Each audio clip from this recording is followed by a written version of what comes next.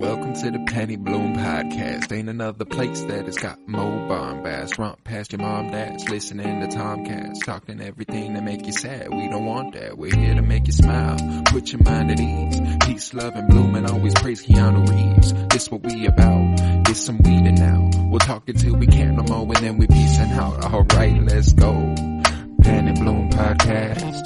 It's the Penny Bloom Podcast. Penny Bloom Podcast. It's the Penny Bloom Podcast. Penny Bloom Podcast. Penny Bloom Podcast. Hello, everybody, and welcome into another episode of the Penny Bloom Podcast. 'Tis I, Colton Robertson, and I am joined by Tavarus Pennington. What's up, homie? How's it going? Oh, it's going good. It's going good. It's been a couple weeks, and we're here to finish up our 2021 in review pop culture stuffs. Yes, indeed. We got July through December. We know it's a little late. It's like a week and a half into 2020. But it's fine. Hey, we all still live 2021. Here's the thing. Fuck your life. You know what I'm saying? Like I'm gonna do whatever the fuck I want. We didn't get around to it. We're gonna get around to it. We're defying what is the fundamental problem with New Year's culture, which is you forget about that shit less than a few weeks after. Like you're like, I'm gonna do all this in the new year. And people consistently don't because they just like, you know what? Fuck, we should be talking about 2021 in March. Fuck all y'all. Right. Except I love you. We need to learn from history. We need to learn from it. We do. Because clearly we don't. Oh no. More on that in patreon.com/CoroBloom. But we've got July through December lined up here. And if you were here for our part one where we covered January through June, we kind of broke it up month by month. And each month we talk about what movies came out that we watched, what music came out that we listened to, and what TV shows we might have given viewings. And I'm very excited because the back half of this year for me is like infinitely better than the first half of the year. Oh yeah, it was the big recovery quarter, multiple quarters. There's 2 quarters in the last couple quarters. It was a bounce back. Something that I think people really needed though. Like it was nice. It was very nice. It was really nice, and I'm not gonna lie. July straight off rip was one of the funnest months of the year. Mm-hmm. Like I don't think it was like critically like the best. Mm-hmm. But there's some fun ass movies that came out in July. You ready to jump right in? Oh yeah. All right, so I'm gonna go with my movie viewings. We got Space Jam: New Legacy with LeBron James, which I mean, like it was dumb as fuck, stupid as hell, but I loved every second of it because I'm watching Space Jam. I don't need critical masterpiece. I'm watching LeBron James act. Okay. Yeah, it had the same effect that watching Michael Jordan in a movie had. Right. And I mean, like, Don Cheadle is like an AI villain. That's fucking dope. I mean, like, all the whole, like, Ready Player One ass effect of having all of their properties all show up inside the Space Jam. Like, that's just cool. Here's the real question. Is Don Cheadle better as a antagonist or protagonist? For my money, protagonist 10 times out of 10. Wow, I go antagonist. I don't like him in these later, like, I don't like him as a war machine. Like, I don't know what it is. I was just watching Civil War the other night, Captain America Civil War, and I was like, yeah, I really feel like Terrence Howard was the guy. You feel like you? Yes, I think Terrence Howard needs to be in the MCU. Tony, man. But like, yeah. But like, what antagonist roles do you feel like Don Cheadle has shined in? Not even antagonist necessarily, but like not a good person. I'm thinking particularly of the Ocean's movies. Okay. He does play a good like slime ball, like kind of a piece of shit, like in Black Monday and shit. He does. That's true. I can get with that for sure. Yeah. But like specifically, like the only time I can think of him playing an antagonist is Space Jam, and frankly, it wasn't good. It wasn't. It wasn't like he had like See, a but that pretty. was the point. He understood the assignment. Yeah, it's like it was supposed to be wild as fuck and dumb and stupid, and I fucking loved that. But Yeah, like, straight up wasn't great. Uh, I must but agree. it was definitely a fun movie. And as I'm looking at the rest of the movies I have for July, I think it does take the bottom of the list. Interestingly enough, Hmm. uh, next movie I got in July's was a Netflix original, Gunpowder Milkshake. Huh? How was that? I didn't hear about that. It was pretty solid. It's got Karen Gillan as the lead, who plays Nebula in the Marvel universe, Oh, in the Guardians movies. okay. And I it, it I watched a little bit more Karen Gillan stuff this year. Hmm. There's a reason she does really good in playing the melodramatic robotic chick. It's because she sounds like a melodramatic robotic person, and it doesn't really play when she's not playing a cyborg of some sort. Like, Yeah.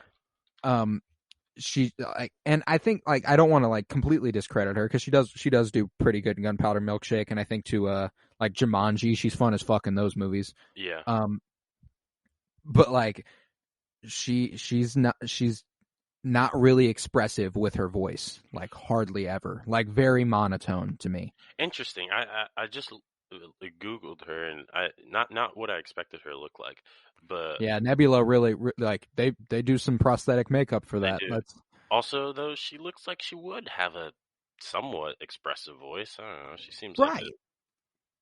comes off as a happy person. I mean, I'm sure she's happy, but Yeah, I mean, like I don't know her or anything. I mean, she does her, whatever. But yeah. no, it was a really entertaining movie though. It also had just like a really stacked cast. It had Lena Headey, who was Oh, Cersei Lannister. Cersei. Yeah. It had Michelle Yeoh, who was in Shang-Chi. Um, Paul Giamatti was in it. Angela Bassett. It was like a stacked cast, and that's what drew Okay. me in. And like it's definitely worth the watch. I'd say it's entertaining enough, and it's definitely like if you're like women power, female, the future is female. You'll fucking like Gunpowder Milkshake. Um, There you go. This kind of gets uh, me looking at the cover for it, knowing nothing about the plot. Does it is it almost kind of like Umbrella Academy y? it does carry that vibe. Like there is definitely like a fantasticalness to it. That's kind of like it is more grounded in reality than the Umbrella Academy, like tenfold. But it Mm, does have this fantasticalness to it in the imagery and in the like.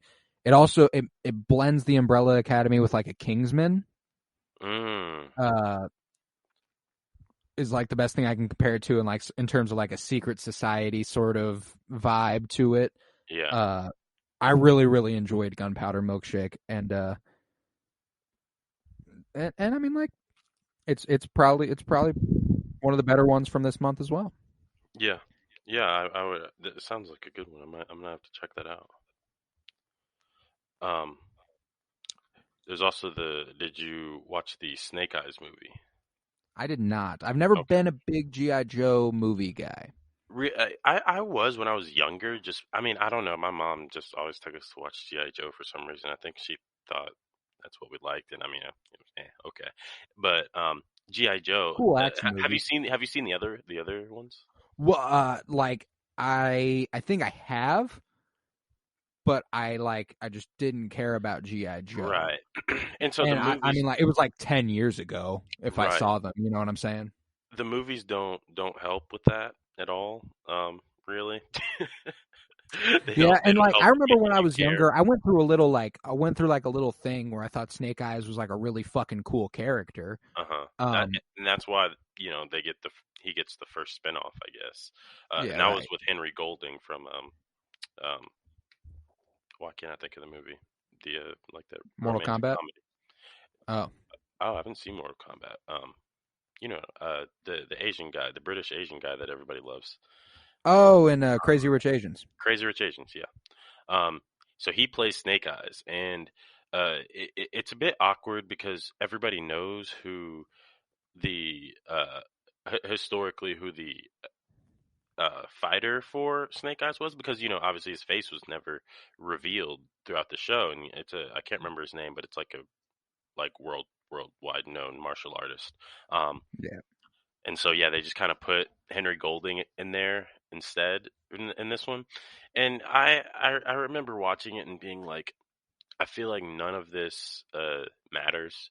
And a week after watching it, I was like, what happened in the Snake Eyes movie? And I would have to constantly remind myself that I had even seen it. So it's one of those. I But feel you. No, it I've seen plenty of those this year. it starts out all right, and then it just kind of the plot doesn't really feel like it's resolving anything that should matter to you, if that makes sense. No, I feel there are definitely plenty of movies like that, and Yeah. I'd say I'm more often than not that's what happens, I mean, Uh-huh. uh, really good movies are kind of rare actually compared Yeah. to Yeah. Did your we? Snake Eyes, your Gunpowder Milkshakes, your Space Jams. Yeah. Did we mention Black Widow yet? No, I was about to. That was my Oh, next okay. one. Um, Uh, well, briefly before we get there, actually, just because this came out earlier, the Forever Purge. Um, uh, oh, that have you seen it? I haven't seen it, but I watched Okay. all the other Purge movies I before it. haven't seen it either. I rented it. This is just the briefest. I rented it, and uh, I didn't end up watching it. And one of my friends' house that I left it at ended up taking it back, and they watched it, said it was fucking awful. So I never watched it, but that's that's the review of the Forever Purge, which is also why I didn't even know it came out until I just randomly went to a Redbox and was like, "What the fuck? There's a new Purge movie." Nah, that like the Purge franchise, it was a good idea. Like Hmm. it was a good idea, and frankly, there are a couple good Purge movies. Hmm. Which I wouldn't have anticipated beyond the first one. Like as soon as there was a second Purge and it was like, yeah, we're gonna make this a franchise, I was like, well, fuck. But it's paid off a couple times, and they The have like a first, whole yeah. whole show now too. There's a show. Oh, There's a there is Purge a show. show, yeah. There is a show. I think I've heard better things about that. I mean, I don't know, I haven't watched it, but there are a couple good Purge movies, but no, I haven't watched Forever Purge. Yeah, I mean, you probably shouldn't. Well, I mean, like the very idea. I know, like it's just like this is excessive, This right? completely, Can we agree? yeah, it completely defeats the purpose of everything the other movies were about. Literally. Yeah. So anytime we've ever been like, yeah, we won. Yeah, that shit gone for real, for real. Gone. Now it's just Gone. going forever. Now Yep. anyone can kill anyone, anytime, anywhere. Literally. But I do have a couple more before Black Widow that I Okay. did watch. Bo Burnham's Inside. That came out in this. Oh shit. In July, yes, I really fucking loved that, and I still listen to songs from it. I just really fuck with Bo Burnham, and I have for several years. So seeing this really introspective and vulnerable performance he was putting on, as he usually does, was really cool. And it's caught a lot of shit, which like of what sort? Like it's kind of like there are moments where it feels like kind of holier than thou, according to a lot of people. Yeah. Like, I mean, and Bo Burnham, I have no doubt, has one of the most confusing personalities I've ever seen in terms of like his self-depreciative, hating himself, and his absolutely absurd ego. So like there's a really interesting balance there. Yeah. At least from what you see on screen. I don't know Bo Burnham or anything, but like he seems pretty honest on stage. You know what I'm saying? Yeah. But yeah, this was interesting, and I think another one of like critiques people had was that like this was down the middle for him. Like it wasn't elevating his creativity in any way. He's done better things like Make Happy and what are arguably like better specials. Yeah. And I mean, like, I do hear that out, because it is much more impressive to watch him perform the songs and Yeah, perform the it comedy is. instead of it. When I watched it even the first time, because I'll explain my two experiences viewing it, but even the first time I was like, the directorial credit is almost more significant here than the actual content of I the agree. comedy special. It really, like, you fuck with Bo Burnham's Inside for the reason you like respect Russ's discography. Mhm. You're like, Mhm. you really did it all. Good Mhm. for you. That's Yeah. dope. Like, and that, like, that's really really fucking Yeah. cool. And like, and it is interesting because, like, he does put on some really basic songs. Like, they are like FaceTime with My Mom. That sounds like a Drake song. Like, I'm a FaceTime with my mom tonight. Like, that shit. That, he just made a lot of songs that sound like pop, like R&B and pop Like shit that R&B and pop happens shit. now. Yeah, and it helped them masquerade as a real musical. Like, I mean, because Bo Burnham, does he actually make music? I mean, like, he's never released anything beyond the comedy shit he's done, Okay, because I know music that wise. I've been referred, like, people have told me like to like um listen to Bo Burnham like in the past, like way before he came out with this. Um, Gotcha. and so I was always confused as if as because I don't think I ever did, and I was just kind of confused as to if he was like just a comedy artist or a musician too. Like, Well, I'm not. I as far as I know, it's just his comedy shit that I've hmm seen. Um, but that's kind of like the way that he got famous, was musical comedy, like online, and like a uh, like kind of in a Lil Dicky vein, hmm but like singing and playing instruments, not rapping. yeah. And Um, see, the thing about it is, I find Little Dicky far more hilarious, if that makes sense. Like, sure, Bo Burnham is creative and funny, and in terms of comedy, doing way more than Lil Dicky ever will. But Lil Dicky just like is more conventional about his comedy, I think, in a lot of ways. yeah, no, you're absolutely right. Like, Lil Dicky is going to be funnier to more people, Yeah, and I think Bo Burnham will be funnier to a smaller amount of people. You know what I'm exactly. saying? Like, it's, yeah. Or in certain my two experiences watching the Bo Burnham specials. The first time, I think I watched it with you, and I did enjoy it. It was really something really interesting to watch, but I didn't find it hilarious at all. Like, I didn't really Oh, find it it's super funny. not funny. Yeah, I didn't find it It's funny at all. sad, actually. Yeah, it is. It's kind of sad. But then the second time I watched it, I was extremely high and I laughed my ass off. It was the funniest thing I had ever seen. And I just did not expect that experience because my girlfriend was like, "Oh, I want to watch this with you." And I'm like, "I've seen it, but I guess so." Like, and that was I, the thing. I don't know what it was about. the exact same thing happened to Emily. Mm, We watched it the first time, and like, I've liked Bo Burnham for like 8 years now. yes. Like, I've since, like, I can't remember if Make Happy or what was first. I get it mixed up. But whatever one was in like 2014 or some shit like that. I remember watching that and like being like, "Oh shit. Yeah, this is funny." And then like after I watched Bo Burnham's Inside, I go back to watch it and I'm like, "Oh yeah, I thought that was funny because I was 14." Um and Yeah. I mean, like, it is still funny because like there's something weird about his comedy where it's like it is the thing he's saying sometimes, but it's more about what else he's doing and the circumstances in which he said the thing he said.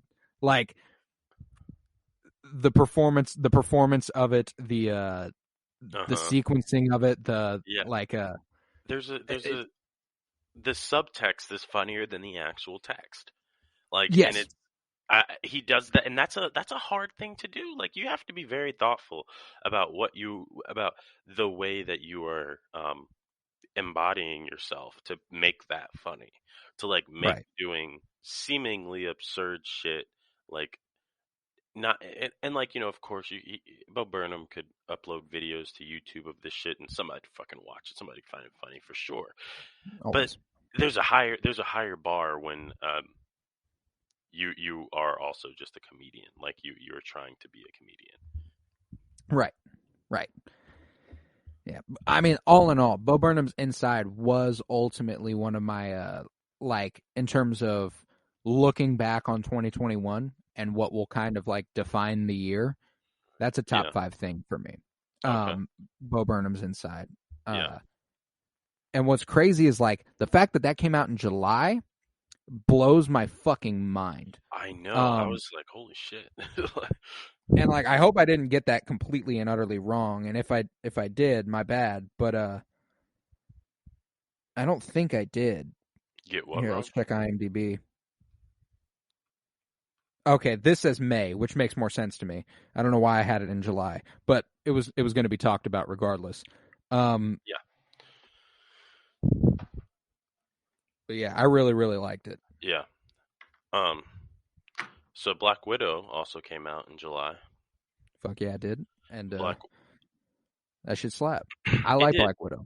I just recently watched it for the first time actually, and I thought it was a really it was a good way to add to the lore of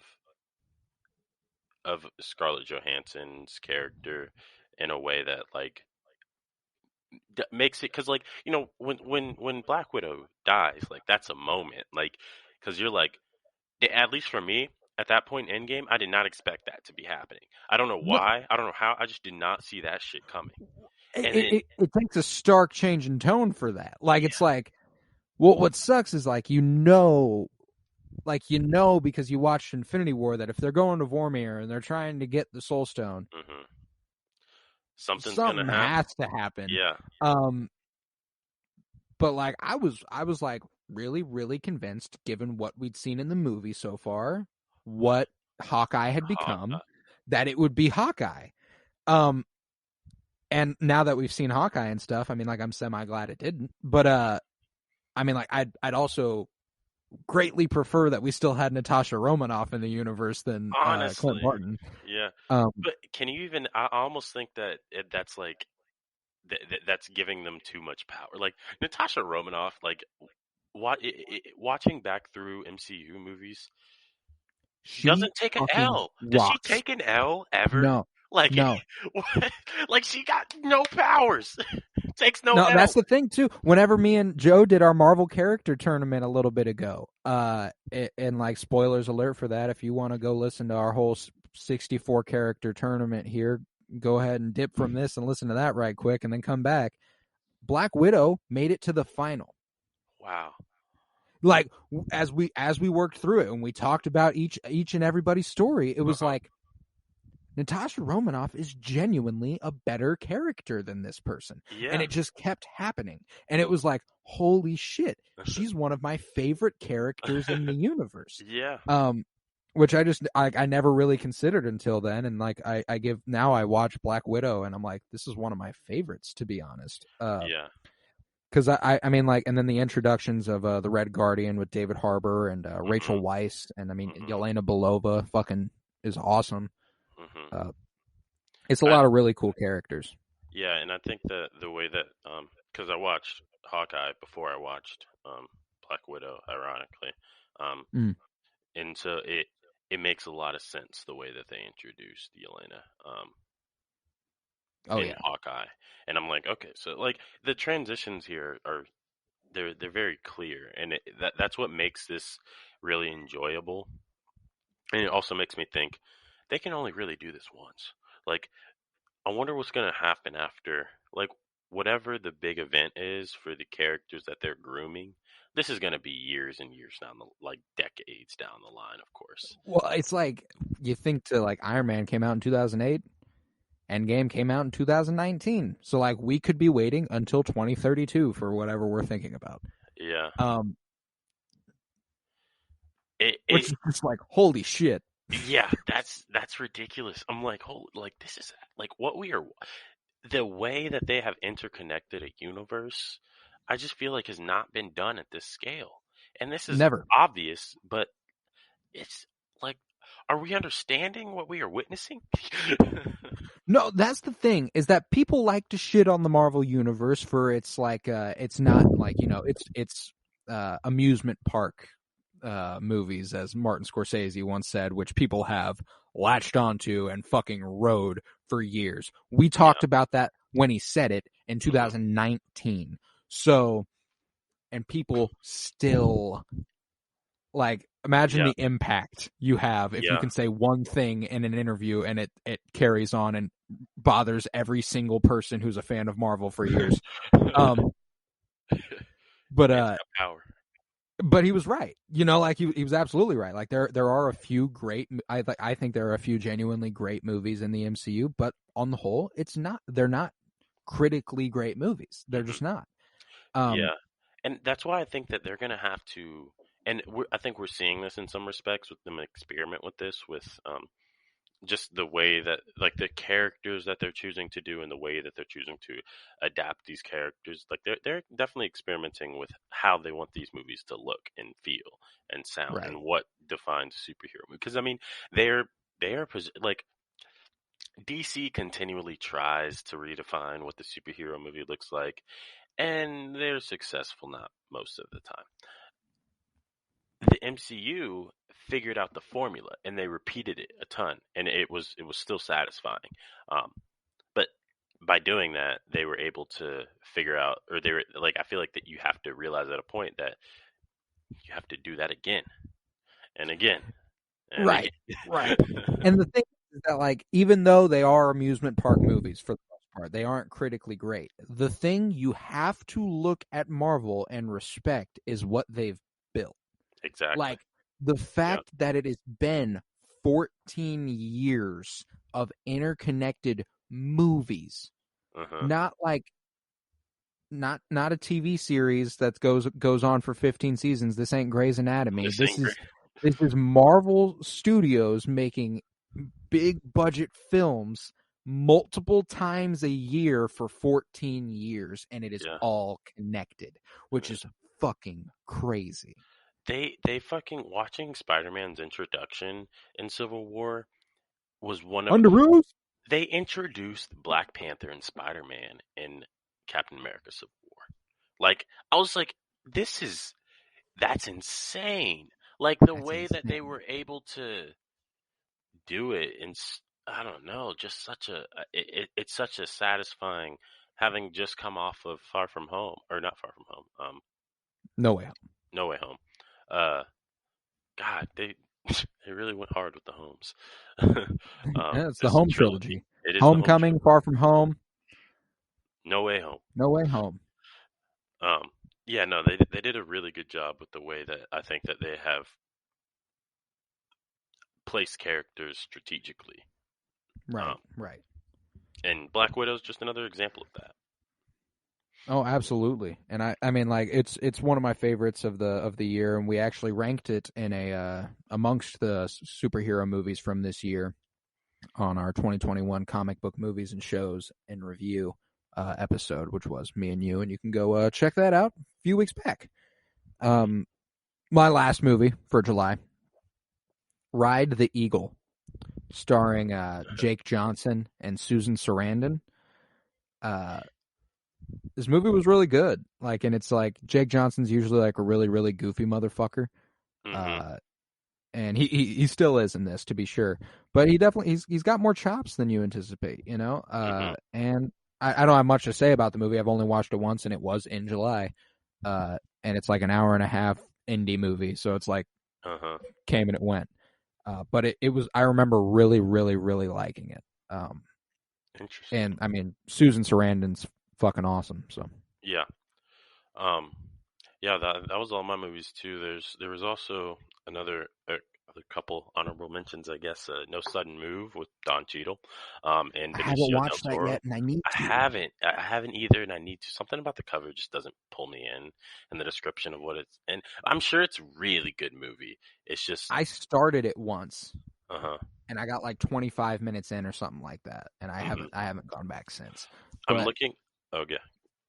What were you saying? I was saying that I mean, like I've watched it. What did you think of those 20 minutes though? Like it was visually appealing, but there was something about the story that just wasn't gripping me, and I was like, it looks like it will get good. Yeah.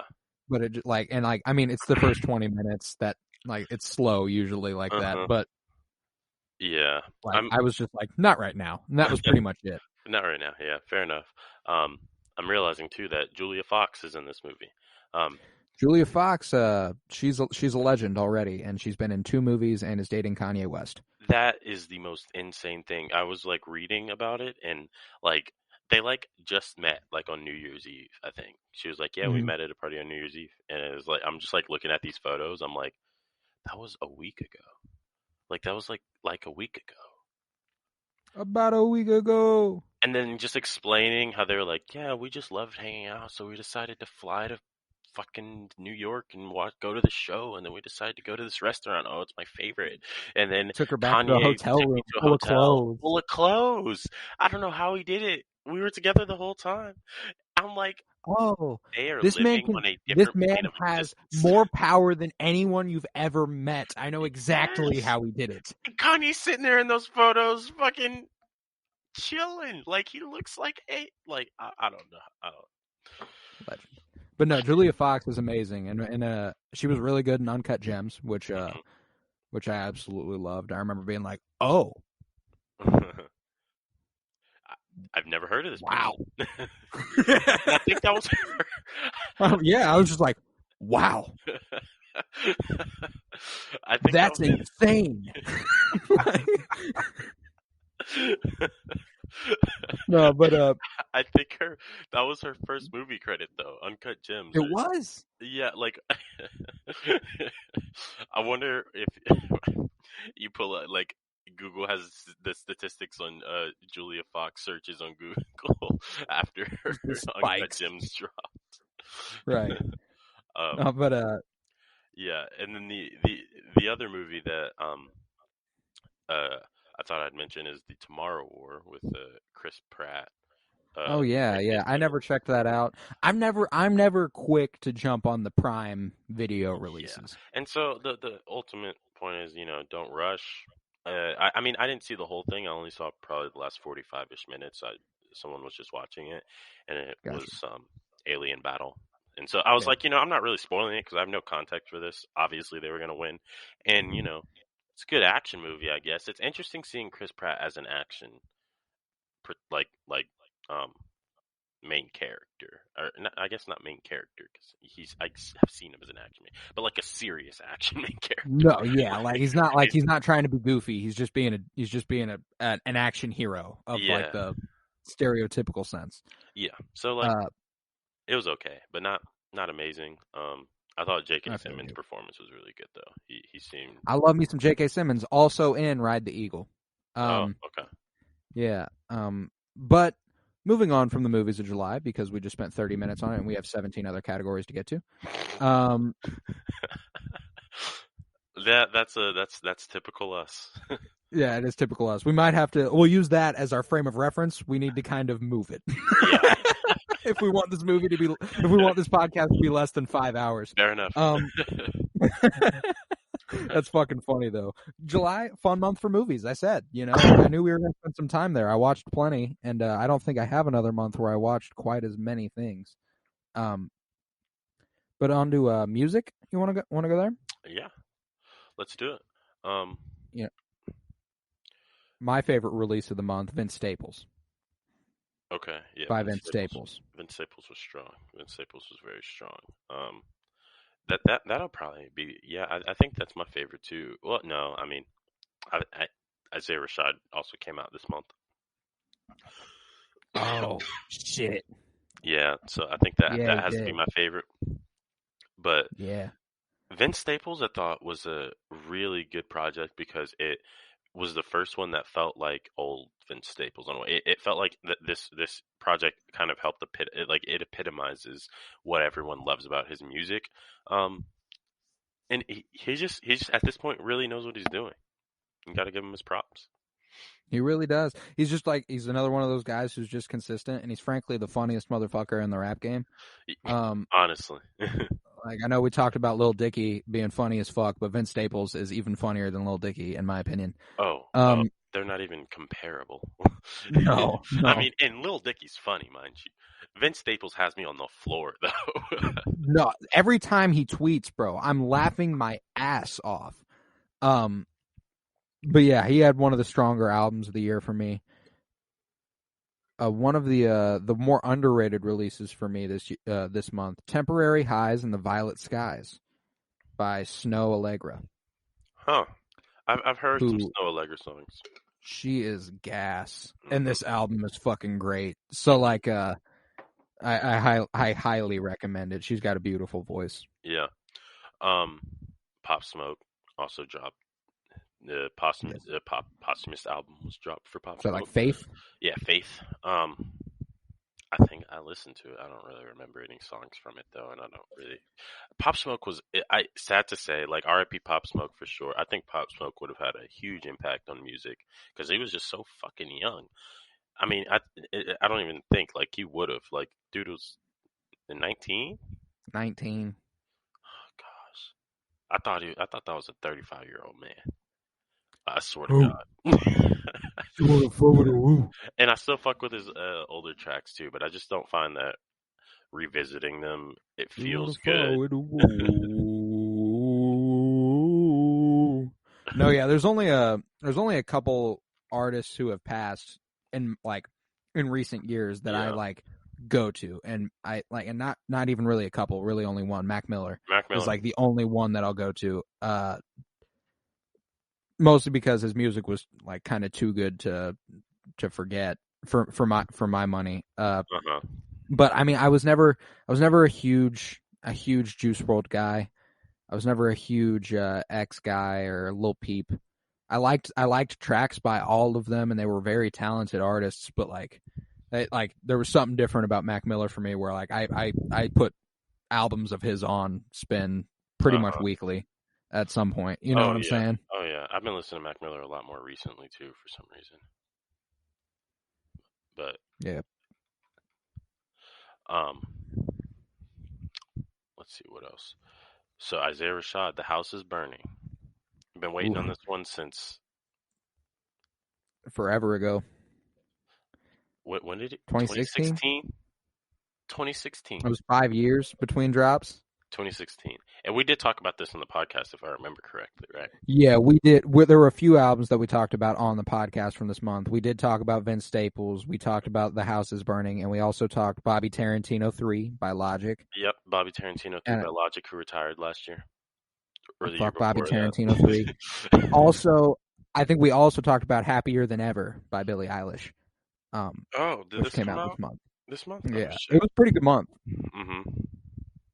Like, I think if I take the Vince Staples, Isaiah Rashad, Billie Eilish, and Snow Allegra releases, that's a good fucking month. Oh, yeah. You know what I'm saying? Oh, yeah. I agree. Well, yeah, I mean, in the interest of time, we could just move on. Visit that episode for the There we go.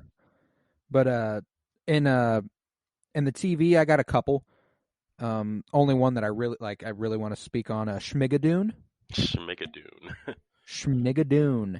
It's a musical comedy starring Michael Key Williams and Cecily Strong, and they are transported to this like musical reality where they're like actively aware of the musical, and they're like, "What the fuck is this?" And it's a romantic comedy where they have to fall apart and come back together. Apple TV Plus original. It's super fucking funny. I will say it's definitely one that is probably better in binge format. Because me and Emily watched it week to week, and by the end of it, when that last episode ended, we went, "Thank fucking God!" It was one of those. Like, we were like, "Finally, it's over." No, but like, it probably is a lot better in binge format. Okay, man, they're really gonna... waiting for it week to week was hilarious. That's funny. They're really gonna make me fucking buy some way to access Apple TV, huh? They're going in on the Apple TV. They got some good content over there, man. Like, Apple TV's not fucking around with their streaming service. Yeah. It's pretty good. Mm-hmm. and then a Netflix original animated Masters of the Universe Revelations. My dad was a big Masters of the Universe fan when he was a young lad, and he had a bunch of action figures, which I played with when I was young. Straight up from the 80s, fucking rubber plastic action figures. And so I was like, you know what? In the spirit of nostalgia, I'll go ahead and watch this. And it was mad entertaining. Really? And that's good. Mark Hamill is a voice in it as Skeletor. Oh shit. As he was Skeletor in the original cartoon and stuff. Like it's fantastic. Really, really recommend that. There's been a part 2 since, but I haven't watched that. But yeah, that's it in the way of TV for me. Okay. Yeah, I didn't really have anything either. I'm much less strong in the TV area. I get you. On to August. Movies. The highlight for me personally, The Suicide Squad. That's my number one movie from that month. But I think we did a whole episode on The Suicide Squad at one point. We did. We did. So I don't think we need to spend much time there. This was a really strong month for movies, though, because the other two I also really, really fuck with. First being Free Guy, starring Ryan Reynolds. Another one in the vein of that, like Space Jam, Ready Player One, fan service-y sort of thing, where you get a bunch of characters from stuff you've seen before, but it's not like expressly. Yeah. Like it's a bunch of references, and for that I really like it, and I like the twist on the idea that AI doesn't have to be evil.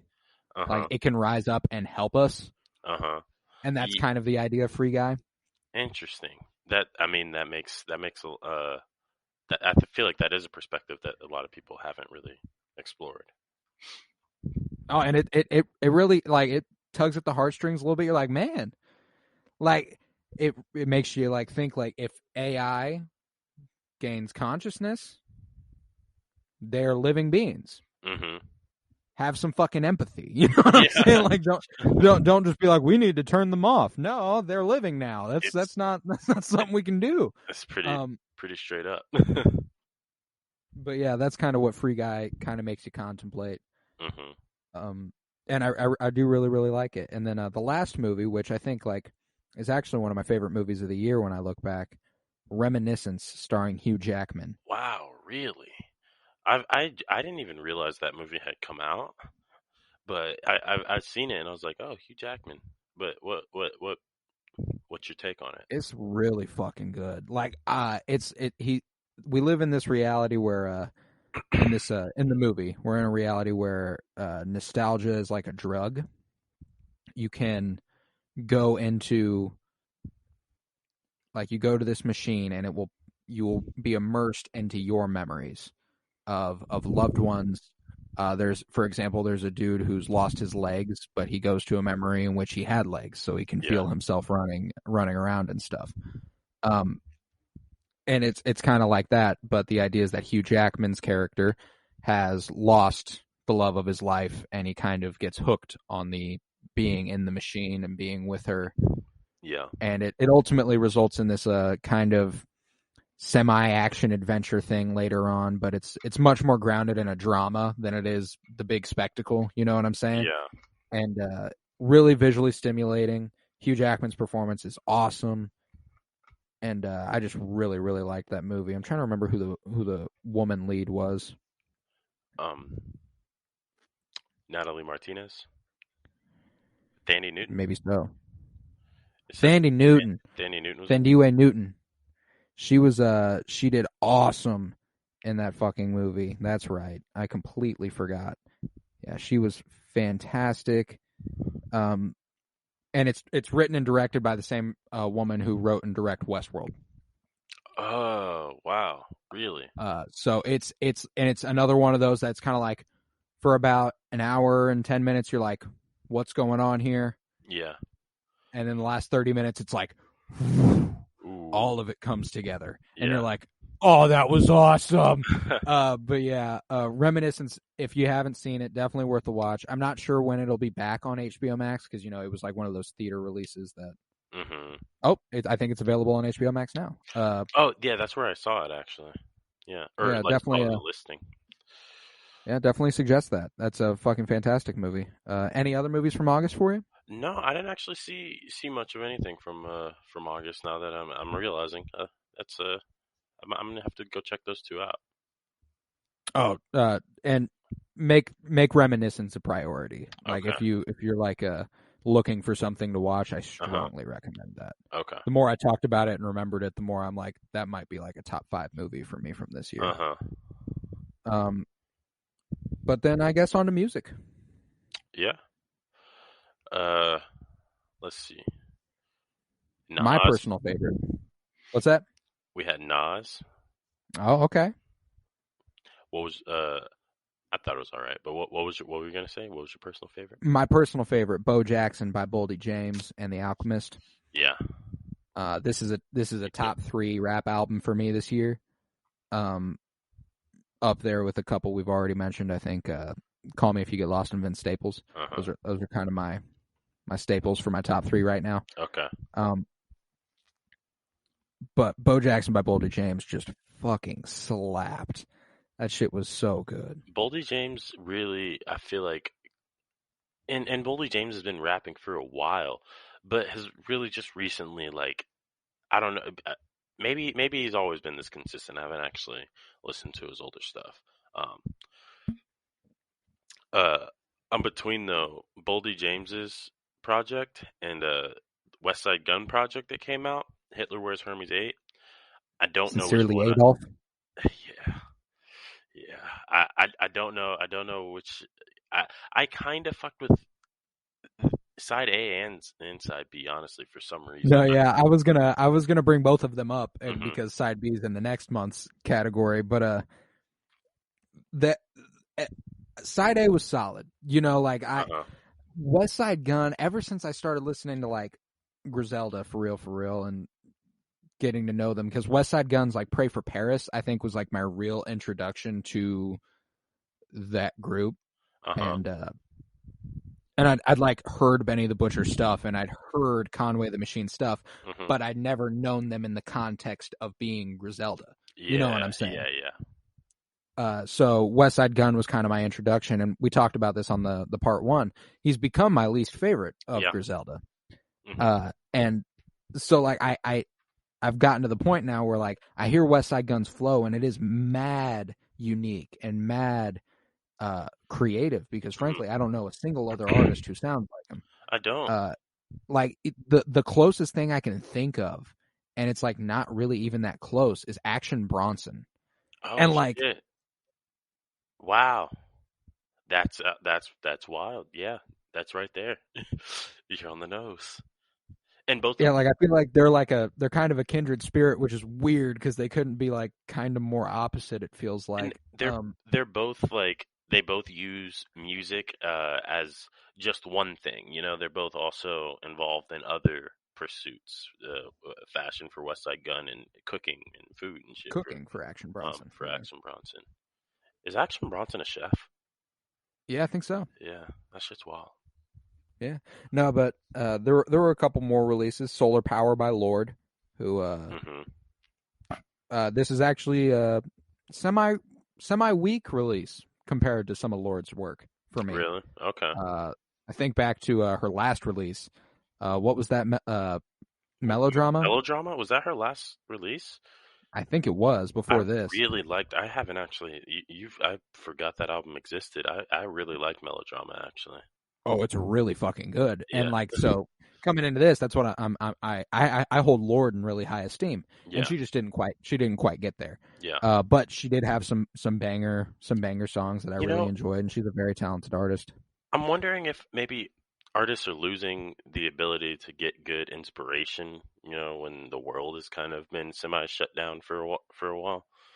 Yeah, if you're gonna write, you need to kind of live. And we Yeah. haven't really been able to live Yeah. At least not with without safely anxiety. and good conscience. Yeah. Yeah. But yeah, So Lord. I've certainly had that thought. So Lord dropped. Also, Kanye dropped. Yeah, Donda. What's your thought? Have we talked about Donda on the podcast? I don't think we have. I, Really? we did actually. We talked about Donda and Certified Lover Boy on the same episode. Oh, we did. We did. Yeah, And but so I'm down to revisit it a little bit my because I've listened to it again since then. me too. Um, My opinion has I'm, decreased. you like it less. I like it less. I just don't Yeah. find it as compelling. No, I'm gonna be real. It might be, aside from Jesus is King, Hmm. my least able to listen to Kanye project. Yes, it's hard to listen. I will like jail comes on and I'm like skip. I just like John. God in my cell. That's my celly. Made in the image of God, God. That's a that's a selfie. selfie. Yeah, And I thought that was hard when I I first heard it, did. and then I like now I love. listen to it and I'm like, that's a weak ass line, Jay. Yeah, I know. I will say, uh, and I believe this was. I haven't actually looked into this. I probably should. Uh, the song that I think was released as the Life at the Party with Three Stacks. That's the best song on the album. Is it on the album or was it released separately? Or Well, it was leaked by Drake initially, and I haven't caught up with whether or not it's like actually been released. wait, Drake leaked Yeah, Drake leaked it Life on at his the like Party? OVO Sound radio. How did he leak it on his OVO Sound radio? Somebody had to play the song. Yeah. Wait, like he did it? Was it like a purposeful leak? I really don't think Drake and Kanye ever had any beef ever. I don't either. Like, I don't either. no, like they absolutely use each other to market each other's shit, and that's all. Mm-hmm. But I think that's why, because like he was like they had a beef. Drake leaks a track from the album, and it's like, oh, Drake leaked Kanye's shit, but it's actually the best song on Donda, and it's on Donda Deluxe. Oh, Donda Deluxe. Okay, I didn't realize there was a deluxe that dropped on an album that already had like 20 songs. 30 songs. 30. Yeah. No, it's just not a fun listen. And that's just kind of where I'm at with Yeah, it. it's bloated, and I really think that, and it's funny that Kanye does this after kind of being the one to help usher in this kind of newer era of, albeit shorter attention span music, but tighter conceptual projects from Right. rap artists, particularly because I think EPs have been big in music for a long time, but they've never been huge in hip hop music until recently, and it's because of Kanye's 7-track thing, his 7-track Yeah. run.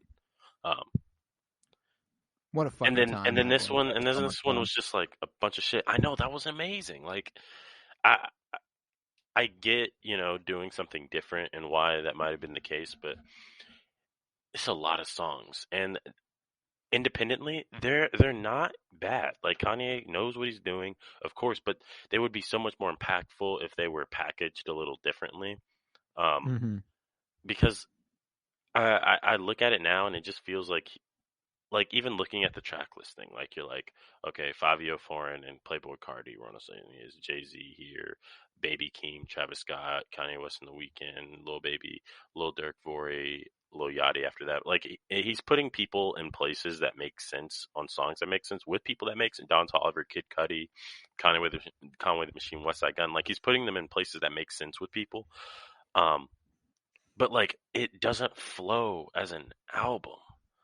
No. It sounds like a bunch of songs that you thought were good, which is fine, but I want the project to symbolize more than that. If it Like a makes cohesiveness of some sort. Like Yeah. just something.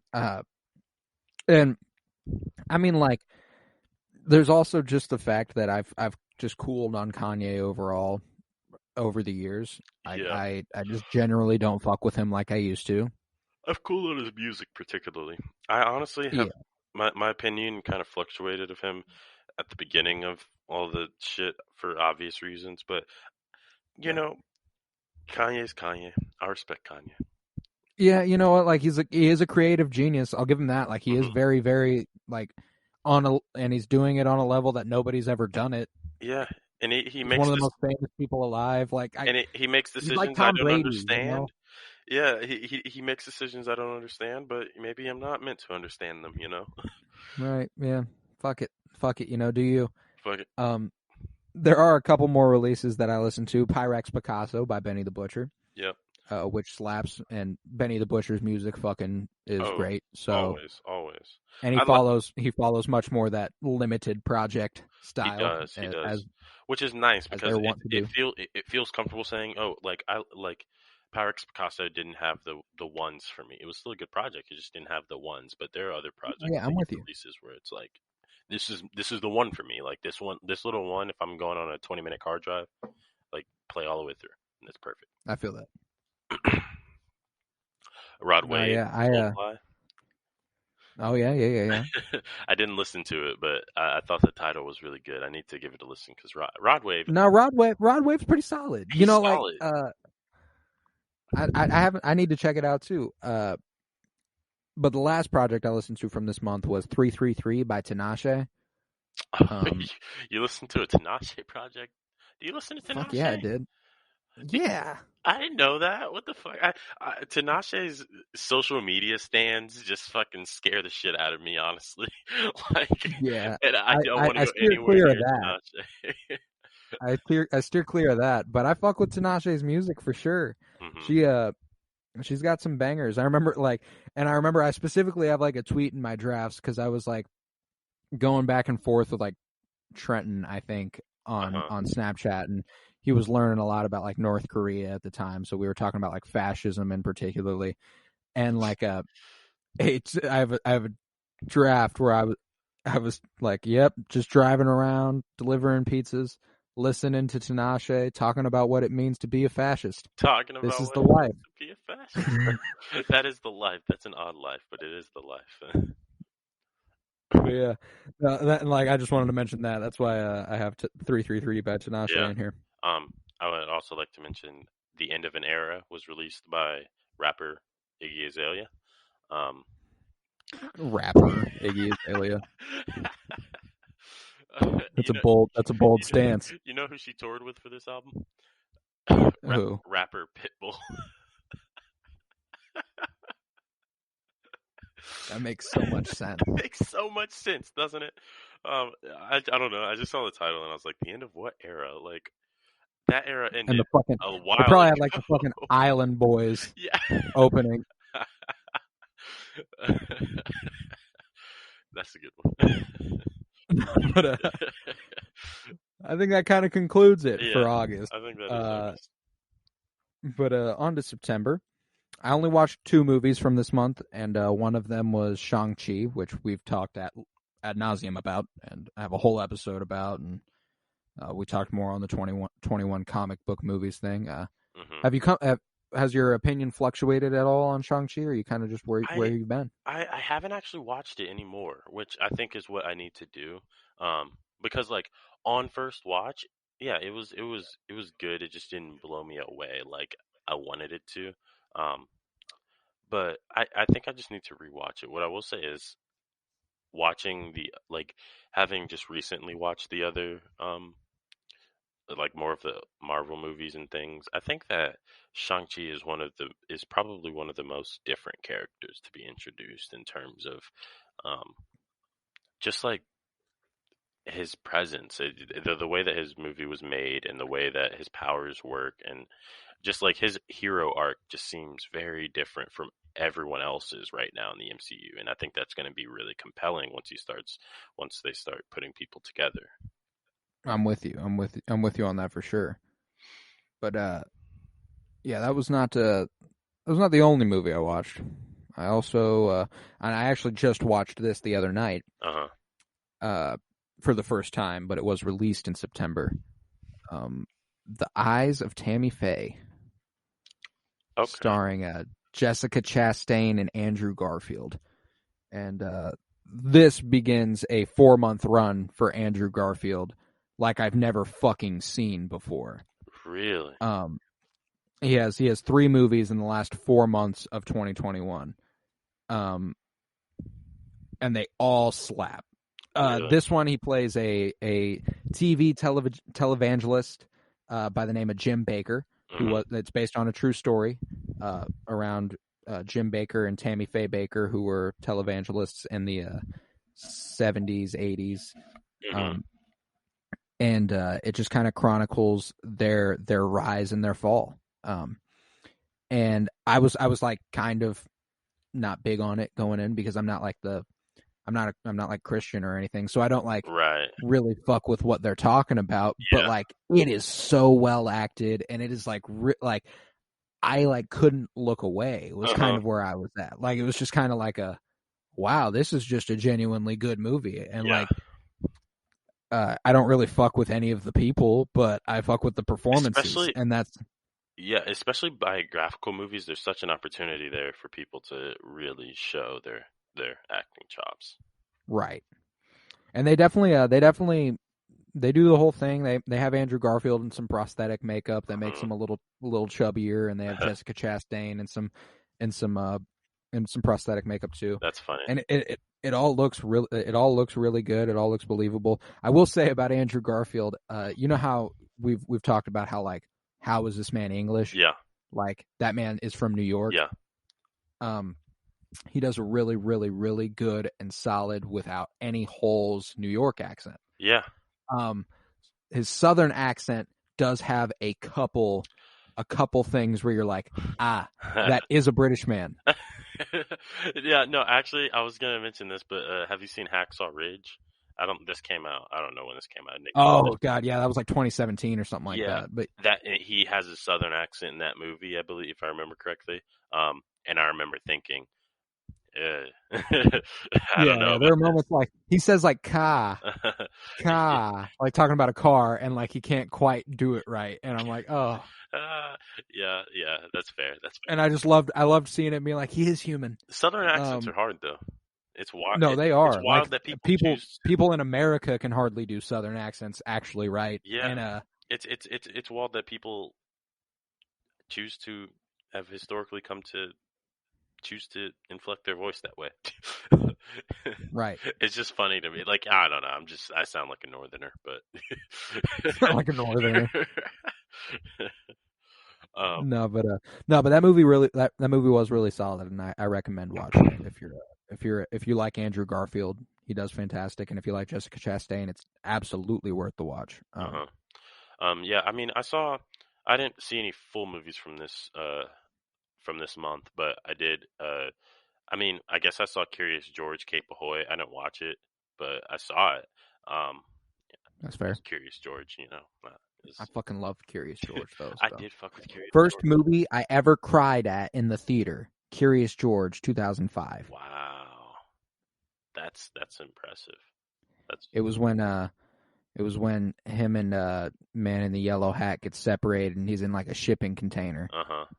And I was like, man, fuck this. That's my little 5-year-old ass, like. There you go.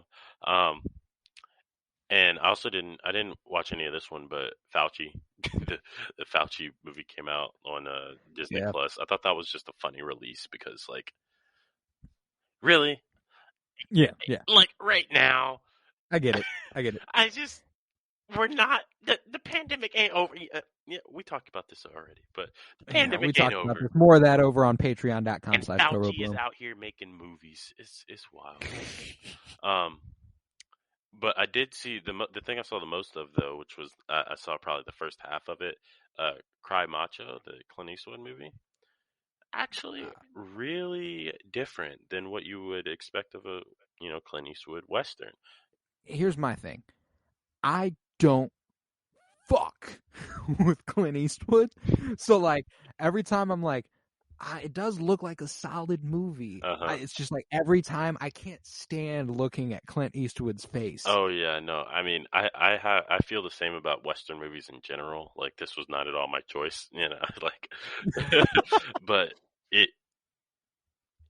I've seen clips of Westerns, and my grandmother, like, from Mississippi, loves Clint Eastwood. Like, loves Clint Eastwood. And it always confused the hell out of me. But it's something about, once again, maybe that, like, Southern, like, Western. I don't know. There's a thing there. There is a thing there, like there is like this. And Clint Eastwood was a fucking legend back in the day. He's Like still a he was legend. an The icon. fact that he's still like making Making movies movies. is kind of crazy. He's like 90 fucking 6. He makes movies like he comes out with movies all the time. Like I've heard of so many Clint Eastwood releases. Yeah, I remember being like 8 years old and being like, "Yeah, I want to see Gran Torino." Mm-hmm. I did not know what the fuck I was talking about. An 8-year-old should not see Gran Torino. But no, yeah, he's 90. He's about to turn 92. Wow, that's Yeah, crazy. so That man is. he's an old. old man.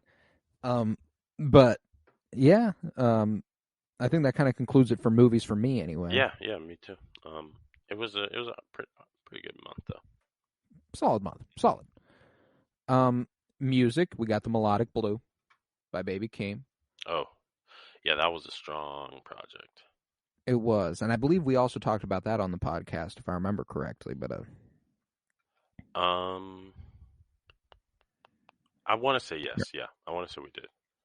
I'll check the Instagram page because I keep that updated with the shit we talked about that day. Mm-hmm. We talked about Donda, Certified Lover Boy, the Melodic Blue, and Bo Jackson, and the Suicide Squad all in one episode. That was a strong episode. Holy shit. Yeah. Yeah. What we didn't talk about was Montero. Yes, by Lil Nas X. Lil Nas X is one of the undeniable winners of 2021. Yeah. This man fucking rules. Mm-hmm. Yeah, no. Dominates everything. Did a really interesting. I mean, I think that Lil Nas X is very self-aware, and that's his biggest benefit.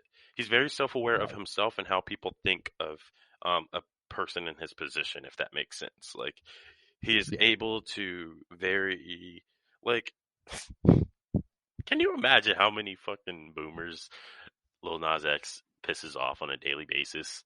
Like 100% of them. They look at this album cover and they're like, nope. Satan's we're all going to hell in a handbasket. Yep. It's like, no, it was hilarious. The way he just plays everything. Like it feels the way watching like a movie where a villain is like 15 steps of the hero is, where it's just like you don't even want him. You're like, I'm rooting for this guy. Yeah. He's this dude's just dominating. Yeah. The way he capitalized on Satanic Panic, which he absolutely knew was going to happen when he did it. Uh-huh. Like he was like, yeah, like I know this is going to piss people off, and that's exactly what I'm looking for. Yeah. Yeah, literally. Just a fucking genius. He's fantastic. Uh-huh. Did you listen to the G-Eazy project? I did not. I did not either. G-Eazy kind of dark out. It's crazy to me that like I for a period there I was pretty into G-Eazy. Like, I really really fucked with G-Eazy at one time. Yeah, you're I think you're always probably more into G-Eazy than me, but I think you put me on to G-Eazy, and I was like, he's got some potential. And then he went the alternative route first. He did that thing that artists do where they're like, I'm an alt dude now, and then you're like. Specifically white rappers. Yeah. They all do the same thing unless they're really good. Mm-hmm. Well, but I mean, even if they're really like, Mac Miller changed genres, kind of like. Yeah, I would say Mac Miller probably changed genres a few times. Oh, he definitely did, but he didn't. He didn't make it. He didn't do it in a basic way. Yeah, he didn't like.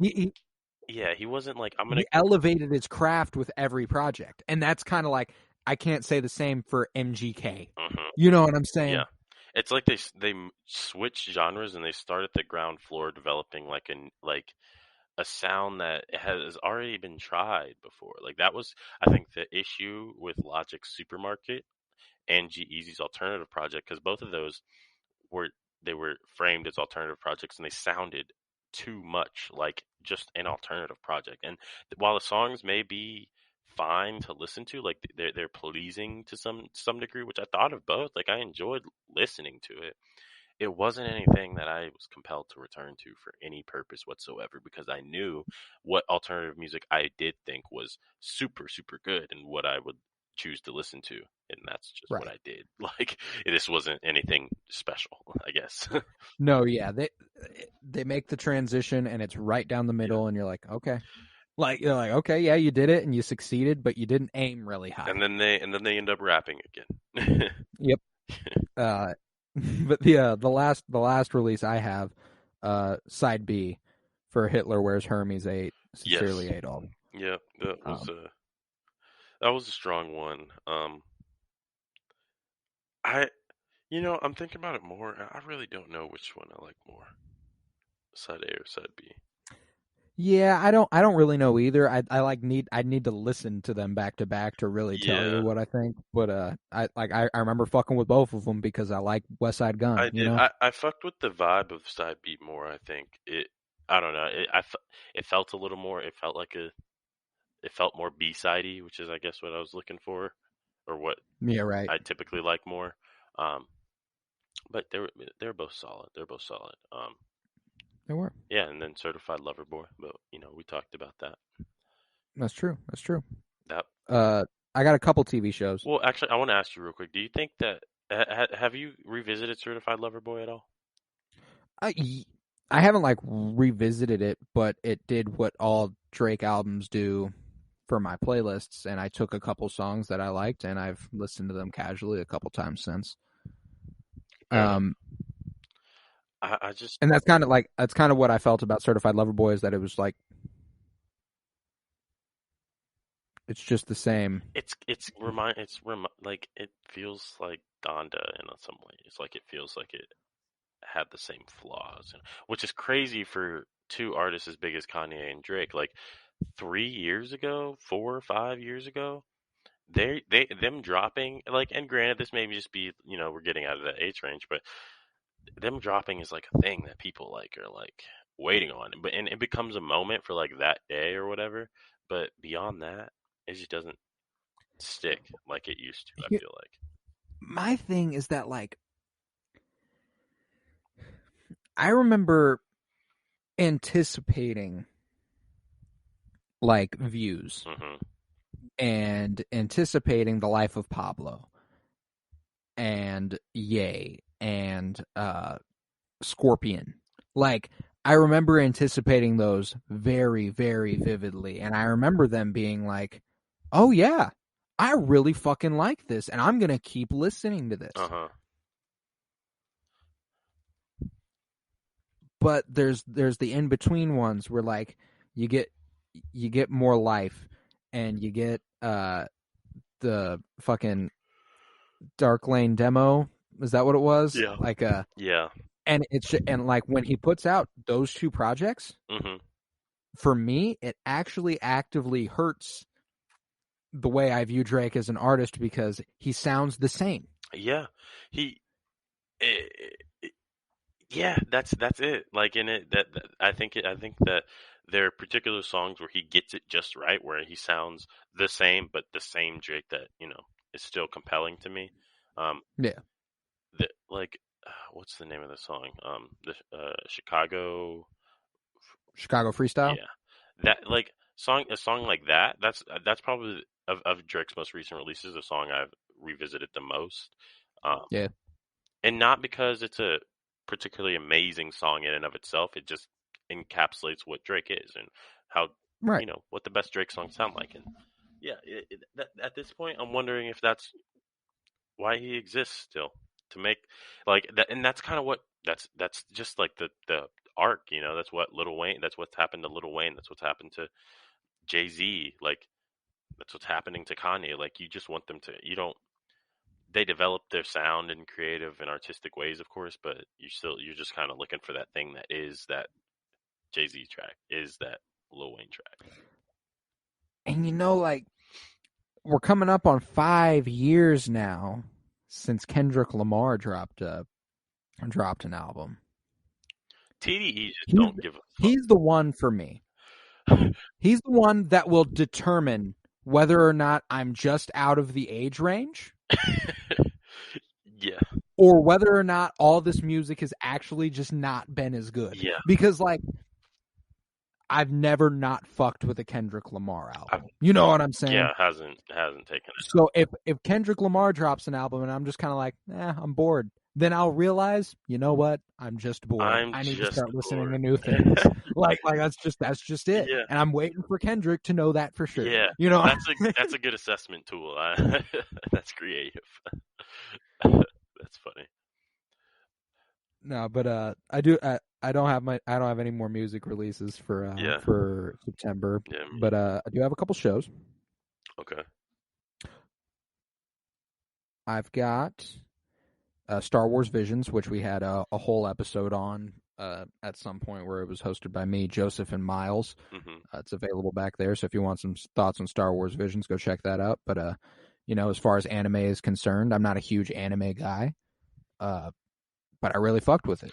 Not just because it was Star Wars, but because of all the different artistic styles and the stories that were being told. That particular, the way that they did it, I think was really, really creative because it reminded, I mean, I don't know, I didn't realize how perfect Star Wars would be for anime type writing. Like the way that the universe is constructed is perfectly transferable to the idea of what anime is and how they typically write and how they construct their universes. So that's really cool. No, yeah, and I've actually begun a new book since the beginning of this year called Star Wars Ronin, which is based off the first episode of Star Wars Visions. The first 2 chapters is the episode in a novelization format, and you just continue the story after that. And so far, it's really fucking good. I'm like 10 chapters or 11 chapters in, and the expansion on the character has quickly made him one of my favorite Star Wars characters. That's awesome. Yeah, so I strongly recommend if you're into the novelization adaptations for Star Wars, that sort of thing. Star Wars Ronin is definitely worth a read. Okay. But the other show I have is a Netflix series called Q-Force. Okay. I've watched a lot of like the Netflix adult animation stuff. Mm-hmm. Have you watched like Paradise PD at all? No, I haven't. Okay, well, it's in like the same vein as Paradise PD, which I have also watched. Okay. But the idea is that they're all a part of the LGBTQ community. Q-Force, they're like a branch of the FBI or CIA or something. They're like their own little task force that handles their shit, and it was really fucking funny. Yeah. Like it was just really funny, and I don't remember much about it because I watched it all in like 2 days, 4 months ago. Yeah. But I remember thinking it was funny as fuck, and I laughed my ass off for fucking 5 hours or something like that. Fair enough. Yeah. Did you watch Squid Game? I didn't. You didn't watch Squid Game? I never got around to it. This also came out in September. I watched the first half of the season, I want to say. I never finished it. I don't know. It's a trend. It just made me think things that weren't interesting to me. Like it was making me wonder about, like, there was the subtext to the show is obviously a critique of capitalism, but at its most basic level, and the result is still capitalism. It's just like, like, shit sucks. It fucking sucks. I know. Like, yeah, it sucks. That's every episode pretty much to me. Like, and it's just like, I get that it's compelling. It's a mystery, yada, yada, yada. It's a crazy concept. I have learned after I watched Bird Box, because I felt obligated to watch Bird Box because for 2 fucking weeks in like December of 2018 or 19 or something, no one would shut the fuck up I've still never movie. seen Bird Box. Still never seen it. I watched it and I was like, This is a all quiet. right, now I know I never need to watch something all these motherfuckers are freaking out about on Netflix again. I never watched Tiger King. I never watched Squid Game. I didn't watch any of this shit because I know it's not as good as y'all are talking about. This is a fact. This is a fact. Maybe it's like people are just not really interested in good television. Like, people, of course, are interested in good television, but people as a whole, social media is not interested in good television. It's interested in like a meat, Base level like entertainment. inflammatory shit. Like, yeah, entertainment. It's like The Bachelor is one of the most viewed shows. Like, Never watched that either. never watched it, but the amount of seasons that they have are ridiculous. No, yeah, and it's like clear, like, and that's another thing too. It's like to each their own, you know. Right. I know there are people out here who really fuck with this stuff. It's just not for me. Yeah. You know what I'm saying? And like, I've come to realize that, and now I don't have to watch the shit that I can tell is not for me based off the people it is for. Right. You know what I'm saying? Right. Exactly. Yeah, and like, and again, obviously, no judgments for anyone being into whatever they're into. I never like, I fucking hate it when people are like, oh, fuck Marvel, it's bad. Fuck Star Wars, it's bad. Like, I mean, yeah, sure, but I enjoy it, so that's that. Yep. You enjoy your thing, I'll enjoy mine. I'll enjoy mine. But you ready for some October movies? I am indeed. This was a good month, specifically for two movies for me. Dune being the number one thing. Okay. I really, really liked Dune. Mm-hmm. I remember people kind of being like, this movie sucked. It was like 2 hours and 40 minutes, and it was slow. That is what made me end up not like. And when I first saw the trailer for Dune, I was like, "This looks really amazing." And then it was like it came out, and people were like, "It feels experimental. Like the story is very loose."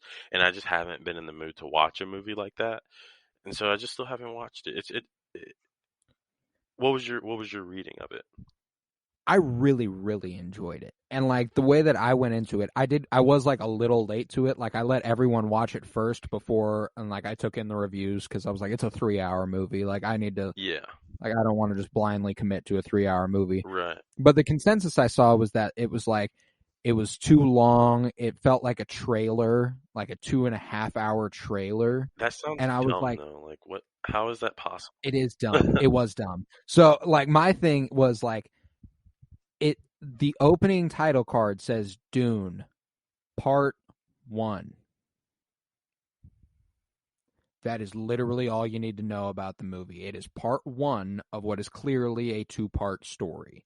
And I think that like people expected the story to get wrapped up and for it to just escalate in some extreme manner. But that's not what we're going to do in part 1. Part 2 is when the escalation typically happens. Uh-huh. You know what I'm saying? So like, I just kind of went into it as soon as I saw that going like, okay, now I can kind of frame everyone's complaints with the fact that this is a part 1 movie and go, I'm going to guess that part 2 is probably going to be what people are looking for. Yeah. I really enjoyed it anyway. The performances are awesome. Josh Brolin. So, what do you take of the story? Like, does it feel super loose, and does it not really give you any hints as to what's happening? It is a little loose. Like it is definitely one where it's like, I guess what does kind of suck is that if you are sitting down to watch this movie, you have to sit down and watch this movie. Like you need to because there's not a ton of like, it's 2.5 hours, so there's plenty of dialogue, but there's not a ton of dialogue. You know, like it is occupied a lot by the visuals and the soundtrack, and a lot of the stuff that's happening doesn't require a lot of discussion. Yeah. But it was very clearly to me setting the table for what's to come in the next movie. And the story was pretty loose, and it was kind of like, I think they probably could have done the whole fucking thing in one movie. Yeah. But there was, like, it's just really expansive. And I think, like, until we get Dune Part 2, it's kind of like, that's what will determine how good Dune Part 1 was. Yeah. That's fair. And the story was a little loose, but it was really well acted, and it was really satisfying to look at. So it was just kind of like I can kind of throw aside a slow story whenever I'm compelled by the people performing and the visuals I'm seeing. Yeah. But even so, I still think the story is better than most people give it credit for. Okay. The only movie I actually saw from this month was and I don't know why I watched it, but the My Hero Academia World Heroes movie mission. World's Hero movie. What? God damn it! What is it? World Heroes mission. Um, I don't know. I don't actually like My Hero Academia, and I didn't love the movie as a result. Also, it's like in the story, and I don't know the story all that well. But I mean, yeah, I don't know. It was a big movie. It was like definitely huge when it came out. So I was. No, I remember hearing about it, and like I'm not, like I said earlier, I'm not a big anime guy. Mhm. So like whenever anything crosses my attention Mhm. that is anime, I'm like, it must have been a pretty big deal. Yeah, You know what I'm right. saying? Which I've learned too, you got to take that with a grain of salt, kind of like these Netflix shows, because people and that's the thing about anime is much less diverse in America than it is in Japan for obvious reasons. And when people are like, "Oh, like you got to watch this, you got to watch this," I said, like, this is like the best one ever for like something like Naruto. That's been proven since fucking like 2000, since probably before 2001. I want to say that like people have known, like that was fine. And My Hero has a sort of similar discourse as that. It's like, oh, like this is one of the major ones right now. It's just, it's all right. It's all right, Okay. and it's all right because it copies the method of a manga like Naruto. Gotcha. No, yeah, I've always been intrigued by anime, but I've never been able to make the full leap. Like, I actually think that like it's Sunday right now. Attack on Titan Is that tonight? comes back tonight. Fuck yes. I forgot all about that until you just mentioned that. That's awesome. Yeah, and so like I watched, like Tillman was like, but man, you just got, like, he called me just the other night and was like, Attack on Titan starts in a couple days. Catch your ass up.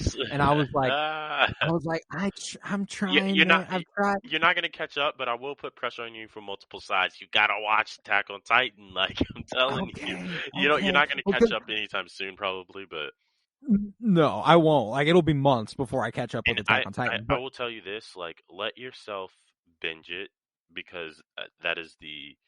You will. There are parts of it that feel slow, and in one episode may be doing some work that you don't understand. But I promise, like they know what these writers are not idiots. I trust it. I trust it. Like I believe the show will get good. But Tillman was like, you just got to get to episode 5, man, and then from there you're off. I was like, I got to episode 8. He was like, oh. And I was like, I'm gonna get back into it, and like I didn't dislike it. Like it wasn't that. Yeah. It was just like at the moment in time, it wasn't what I was looking for. So I just like and like I know it was solid, you know, like, and like I'm definitely gonna get to it. It's just like it's not. I'm okay with missing out on a couple moments. Yeah. In pop culture. Yeah. I keep up with a lot of stuff. And I don't need to keep up with Attack on Titan right now. I'll get to it. It's in a shaky place. Like it's always going to go down as a really important anime because it was one of the big ones. It was one of the first major ones in the United States in some ways. True. But the ending gets shitted on, like the manga ending. Like they fucking hate it. And I don't know what it is, but the anime is probably going to do something similar. Hopefully they I don't really know what people hated about it specifically, but Gotcha. So Attack on Titan is kind of decreased for a lot of people as well in the image in their eyes. Gotcha. All right. Well, I will get to it. Yeah. You know, I will get to it. But building off the anime talk, I'm gonna go in a completely different direction. Many Saints of Newark. Yes. Which I won't talk about too much because I still have not haven't seen finished it. this. Yeah. Yeah, you haven't finished The Sopranos either, which you must do before you watch Many Saints. Okay. Fucking awesome. And if you like The Sopranos, I don't see any reason why you won't like this, and if you don't, you're just looking for too much. That's all. Like it is straight up. It feels like 2 episodes of The Sopranos back to back. Yeah, in one movie. it reminds me of the El Camino, the Breaking Bad follow-up movie. Is it similar to that in some ways, or similar to that It's feel? 10 times better to me. Okay. Infinitely better than El Camino in terms of the story they're telling, the purpose it serves. But it does feel that way. Like it's like, you know, building off the iconic series with a movie is kind of like it does have that same feel. Yeah. But the acting is superb. The visuals just knocked me on my fucking ass. There are specific shots from that movie that I absolutely love. And seeing Michael Gandolfini reprise a young Tony Soprano, Yeah. he just fucking killed it. So like, Wait, who Michael played by his dad. Oh shit! James I didn't realize. Gandolfini. I was like, Gandolfini. That sounds familiar, but isn't he dead? No, yeah, Michael Gandolfini, James Gandolfini's That's son, fucking awesome. plays young Tony Soprano and absolutely bodies it. That's awesome. I love the just like the history of Italian actors. Like they're always so much more genuine than other actors. I feel like, you know. Yeah, right. Like that. No, but Many Saints in Newark was fucking awesome. Ray Liotta has a role in it. I was kind of Ray Liotta is Chrissy Moltisanti's grandpa. Huh. Interesting. That's awesome. Yeah, That's dope. I mean, plays Hollywood Dick. yeah, yeah, that's kind of cool. I was hoping Michael Gandolfini looked a little more like his dad, but it doesn't appear he looks too much. They don't look. No, he looks. I mean, he's just very clearly much younger. Yeah. Yeah, and has hair. And has hair. Yeah, that's a big one. But yeah, and what's funny is he really, like, I think he really benefits from the long hair that he has in Many Saints, the actor, because he looks a little goofy otherwise. But he did really good as his father's role, Tony Soprano. And then a movie I saw in theaters, Venom: Let There Be Carnage, really fucked with it. It's entertaining, but if you're not into Venom, I don't see any reason why you should see it. You know what I'm saying? Yeah, I definitely get that. You want to move on to music? Yeah, I'm ready to go on to music. I only got one thing. This is October, right? Yep. Yeah. Okay. What's that? This Thing of Ours, Volume 2 by The Alchemist. That was the only thing I listened to. That shit was fire. That shit was really good. I think that The Alchemist has been on a tear as of late. Oh yeah, this, like I said in the part 1, producer of the year is no doubt The Alchemist. Yeah. I need to. Mick Jenkins' Elephant in the Room. That was another one that I listened to. I need to listen to that. I fuck with Mick Jenkins. Really good. I'm saying. I think even better than his last album. I can't remember. Way better than his last album. Carefree. I want to say it was, or last project. Really strong. It looks like Reason dropped too. I didn't catch that. I didn't get around to that either. I haven't listened to Reason in a while. I need to. B.O.B. dropped. No shit. Yeah. Wale also dropped. I saved the Falarin 2 album. I just haven't listened to it yet. I do too. I have it in my Spotify library right now. Yeah, I need to get around to that, but I haven't. I also just it came around to the Young Thug album that dropped in October recently. It's pretty good actually. Have you heard Stressed? The song Stressed? Yes. Okay. I really fucked with J. Cole's performance on there. Like, I was like, this is really, like, J. Cole is getting really good at using his voice. And that's what, I think that's, for a long time, what, like, made Kendrick stand out from J. Cole was that Kendrick's vocal inflection. Yeah, the flows. And flows were just way more innovative than J. Cole's were. His voice was another instrument. Yeah. Like, that was what stood out about Kendrick compared to J. Cole. J. Cole was rapping. Kendrick Lamar's voice was, like, genuinely one with the beat, which it was like another instrument. Yeah. Which is just insane. Yeah, no, it is, and I think that kind of that kind of put him away. But J. Cole's getting better at that for sure. Also dropped this month Tech 9. Tech 9? No, yeah, because this is the one with the Dwayne The Rock Johnson feature, isn't it? I think so. It's about drive. It's about power. We stay hungry. We devour. Put in the work. Put in the hours and take what's ours. Oh, that shit would be swirling around my head for absolutely no reason. I hated that shit. Dude, I'm not gonna. I hated it. Yeah. But there was like something about it that was like, it's infectious. Yeah. But Black and Samoan in my veins, my culture banging was strange. I changed the game, so what's my motherfucking name?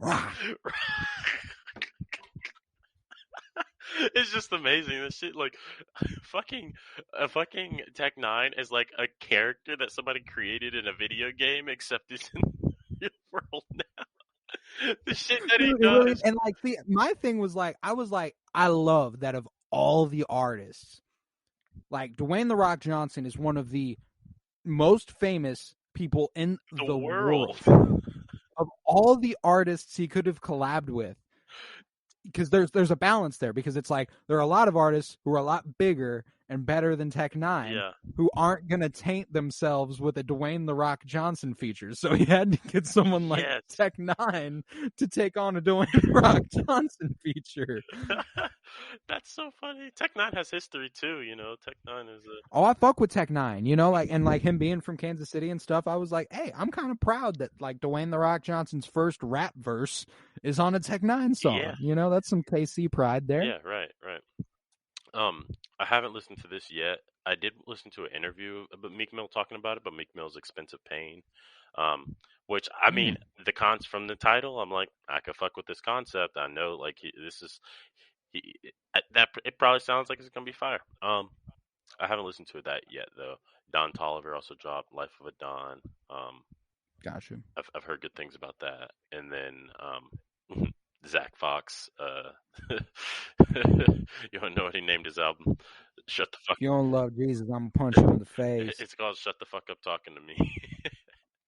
Shut the fuck up talking to me. Zach Fox is one of the funny, like, you know, we talked about like the funniest motherfuckers in rap and in music in general. Yeah. Zach Fox and Thundercat, they're up there with Lil Dicky and Vince Staples for me. They are. I would agree with that for sure. That's funny. But yeah, that was all that I was really aware from that month. Mac Miller dropped Faces on streaming services this month, right? Which I've been spinning like crazy. I've one of the only, and like I have to go to a different app to listen to it on my phone, like Spinrilla, but like particularly when I'm traveling too, because it's always downloaded on my phone, or if I don't have Wi-Fi or some shit. That's the album that I always spin, and it's just so nice to have it on streaming platforms now. It's so good. Like, and it's just sad because, you know, he was really sad when he was making it, and it comes through in a lot of ways. Oh, and like he was absolutely off all sorts of drugs. Yeah. Like it was like, and it comes through. Like that's another thing that comes through, and it's like, god damn, like Mac Miller's discography is just so fucking good. Yeah. And like this was another one where I always wanted to listen to it, but I never wanted to go to the effort of like getting Spinrilla and doing all that. So I was just like patiently waiting for the day. Yeah. And the day came. And I was very happy. The day came. The day did indeed come. the day did come. Yeah, but I think that was all I had for music from this month. Yeah, and I don't have any TV shows for October. Didn't start anything that month. Did you watch You? I didn't. Okay. I think You came out this month. Yeah, I think it did. I watched the first 2 seasons, but I got to a point by the end of the second season where I was like, son of a bitch, I hate that I like this show. Yeah. A. And B, I was like, I'm not doing this again. Like, fair enough. When the second season ends with him being like looking through a hole in the fence going, you, looking at his next door neighbor. I'm like, oh, motherfucker, no, Yeah, that's it. yeah, I'm done. yeah. And I mean, this season is no different. Next season he'll be in Paris. I won't tell you how he'll get there. I mean, someone gets I will killed. say Several people get killed. The person he several got pregnant dies. several people get killed. It's Love laughable at this point. is dead. Like they're not really trying to make this a legitimate murder mystery at all ever. Like it's just like It's just him murdering people and then going to a different place. It's as if you could like take a test on how to get away with murder, and like as long as you get 9 out of 10 questions right, like you're not going to jail. And they just happen to ace that test every single time they kill someone, which is like fucking 15 times in this season. And I'm like, this is ridiculous. There's got to be a trail. Somebody's got to have noticed something. There's got to be something by now. Like this dude's got to be getting actively investigated. Like this dude sure as fuck shouldn't have a visa. But it was still enjoyable. It was still enjoyable. No, and I know it is. Like I know it was probably still so entertaining, and I fucking hate that. Very compelling. It got you through. It's a binge show. It's 100% a binge show. Don't spread it out, or you probably won't revisit it. But it does what it needs to do. You have seen Ted Lasso, though, right? Ted Lasso came out. I have, but it didn't start in this month. Oh, it didn't? Okay. I think it actually might have concluded at the beginning of this month, or maybe even sooner. I really fucked with that. We talked about Ted Lasso last time too, did we? I think we might have. But actually, I think I forgot to put it. Oh. So like, I'll touch on Ted Lasso here for a second. I think they stepped it up, and I didn't think they'd do that. Mm-hmm. Season 1 was fucking awesome, and I loved season 1. And I was like, I went into season 2 going, ain't no fucking way they touched that. Like there's no way they do as good.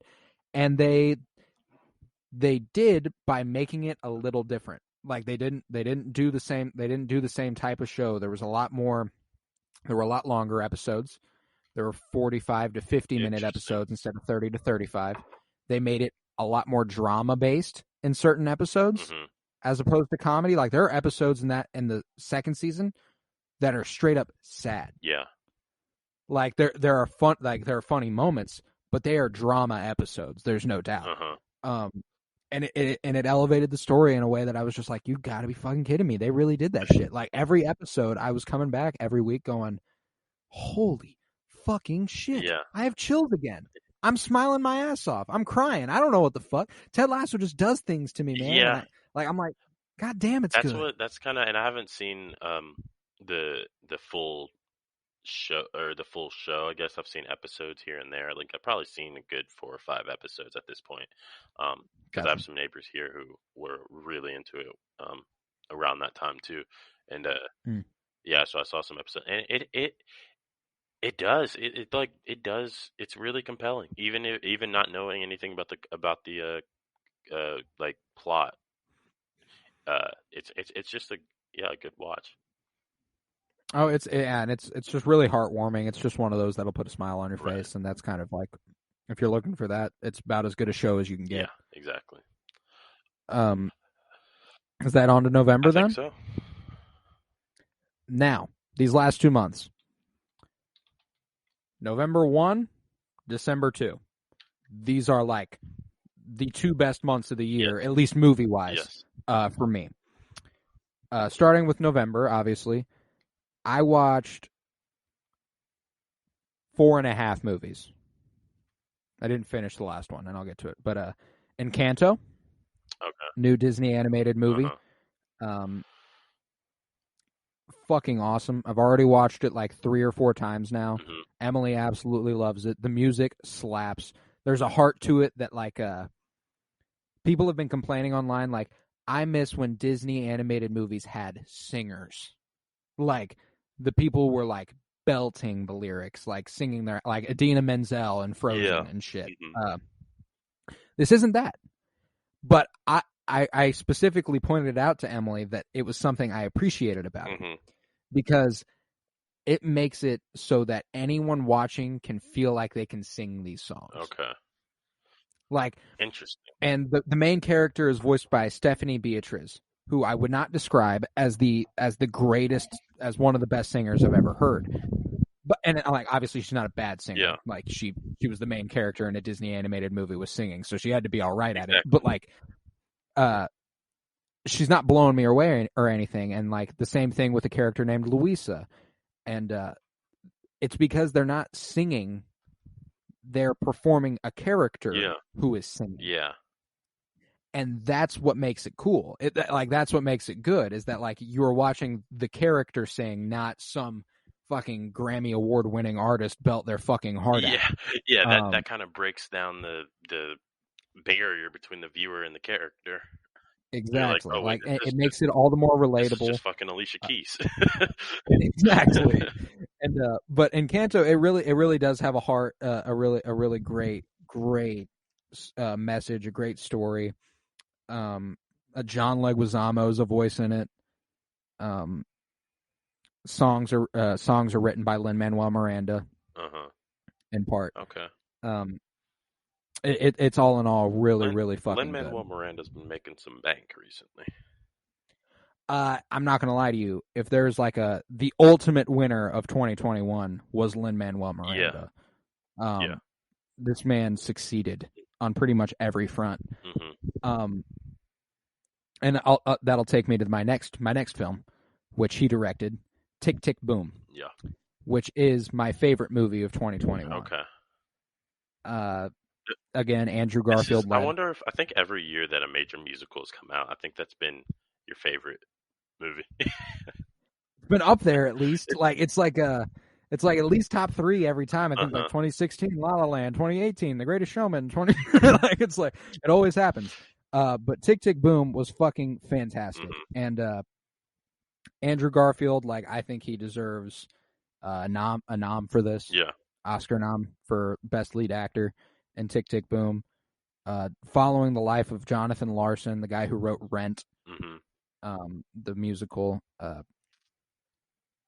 It was like, this is one of my favorite characters in anything ever, and it was like a real guy. Yeah.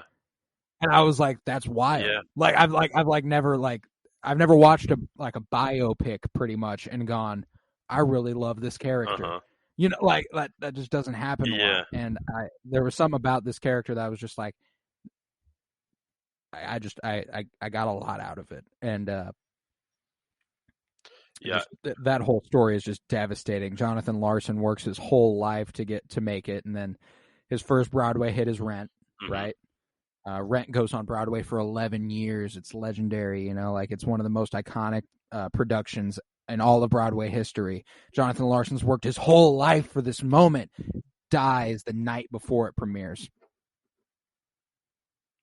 Holy shit. Yeah. My problem, like, this is not a problem with it. The reason I haven't watched it, I guess, is one, it's just harder for me to get around to musicals because I'm not like a huge fan of musicals, and then two, I like when movies are like deep and tragic like that, and also really well done. Like, I feel like I have to emotionally prepare myself. No, yeah, you're absolutely right. Now, because me and Emily watched it down here on the projector here, and I knew loosely about Jonathan Larson, like his general story and how he passed, and Rent went on to become a huge hit. I did not know he died the night before it premiered.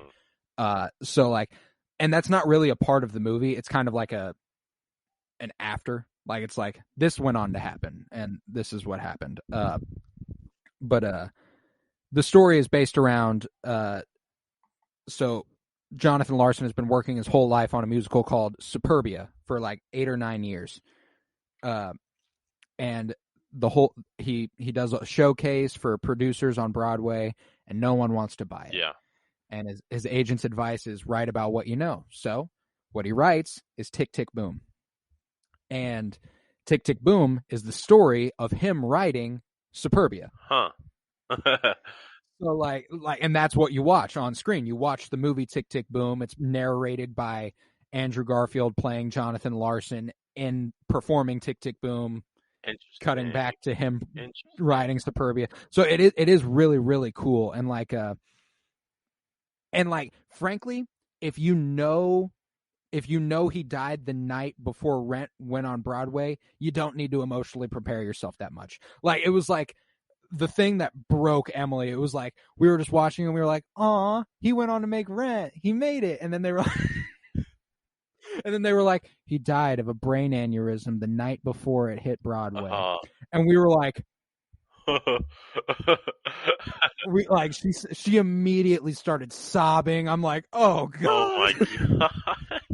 No, but like, yeah, like that's the thing is like watching him work his fucking ass off the entire movie, and then like them being like, "Yeah, he died." Oh, that's so terrible. But yeah, and I strongly recommend it. The music is fantastic. Okay. Andrew Garfield can apparently sing his ass off, which I did not anticipate. Yeah. Like far and away my favorite movie of 2021, but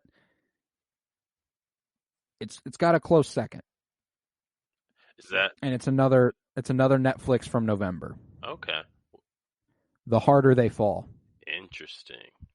With Idris Elba and Jonathan Majors and Regina King and Lakeith Stanfield. Isn't that the Western? I wanted to. I haven't watched it yet, but I plan to. That Western I have no issues with.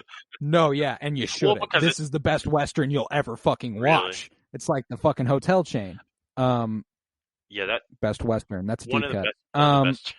One of the best trailers I've ever seen. Like one of the best trailers I've ever watched. Oh my God, dude, I loved it, and it was just like and there's like it's another one with like a pretty big twist. Ending that's like, oh shit, that's dope. Is it based on a real story? It's based on real people, but the people didn't do these things. Like they take the characters and adapt them in a certain way. But Lakeith Stanfield fucking awesome in it. Idris Elba amazing. Jonathan Majors fucking rocks. The soundtrack slaps. The visuals are fantastic. There's a train car at one point that it's called like the CB Bozeman. Ooh. Which I think was a clear little Easter egg to pay homage to Chadwick Boseman, which I thought was really cool. Oh, and can you imagine Chadwick Boseman in that movie? He probably would have been. Probably. That's kind of what I got from it. Was like, if you look at everyone else in this cast and like the relationship Chadwick Boseman had with Netflix, having done a few Netflix movies in the past, he almost certainly would have been in this movie. And I don't know if they would have written in another role or if his role ended up going to someone else, but I could have seen him fill Lakeith Stanfield's role pretty effectively if I'm being for real. But regardless, The Harder They Fall was fucking amazing. I absolutely loved it. I thought you were gonna say a different movie actually. Did you get around to King Richard? Oh, I did not. That is a must watch. But I've heard it's fantastic. It is fantastic, and going into it, your obvious thought is going to be, well, why is a movie about Serena and Venus Williams named after their dad? And it's clarified. I think through the story. I saw the outrage online a few weeks back by white feminists being like, why is it about their father? And it's like, well, it's actually like, maybe you should just shut the fuck up about it. Yeah, maybe kind of. Maybe you should also watch the movie. Yeah, and also it's not about representing like whatever social shit that you think it matters is relevant to this movie. It's about like it's a really well done like biographical drama. Like it's just I mean, of course, you know, Will Smith's in it. I think Will Smith is in another movie that came out recently on Netflix. It doesn't look as good, but this is one of Will Smith's best performances, in my opinion.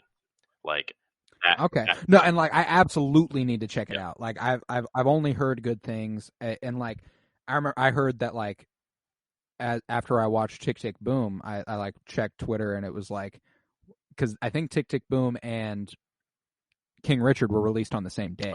In fact, like, and so whenever that happened, everyone was like, "We've got two leading contenders for the Best Actor Oscar on the same day here, with Will Smith and Andrew Garfield."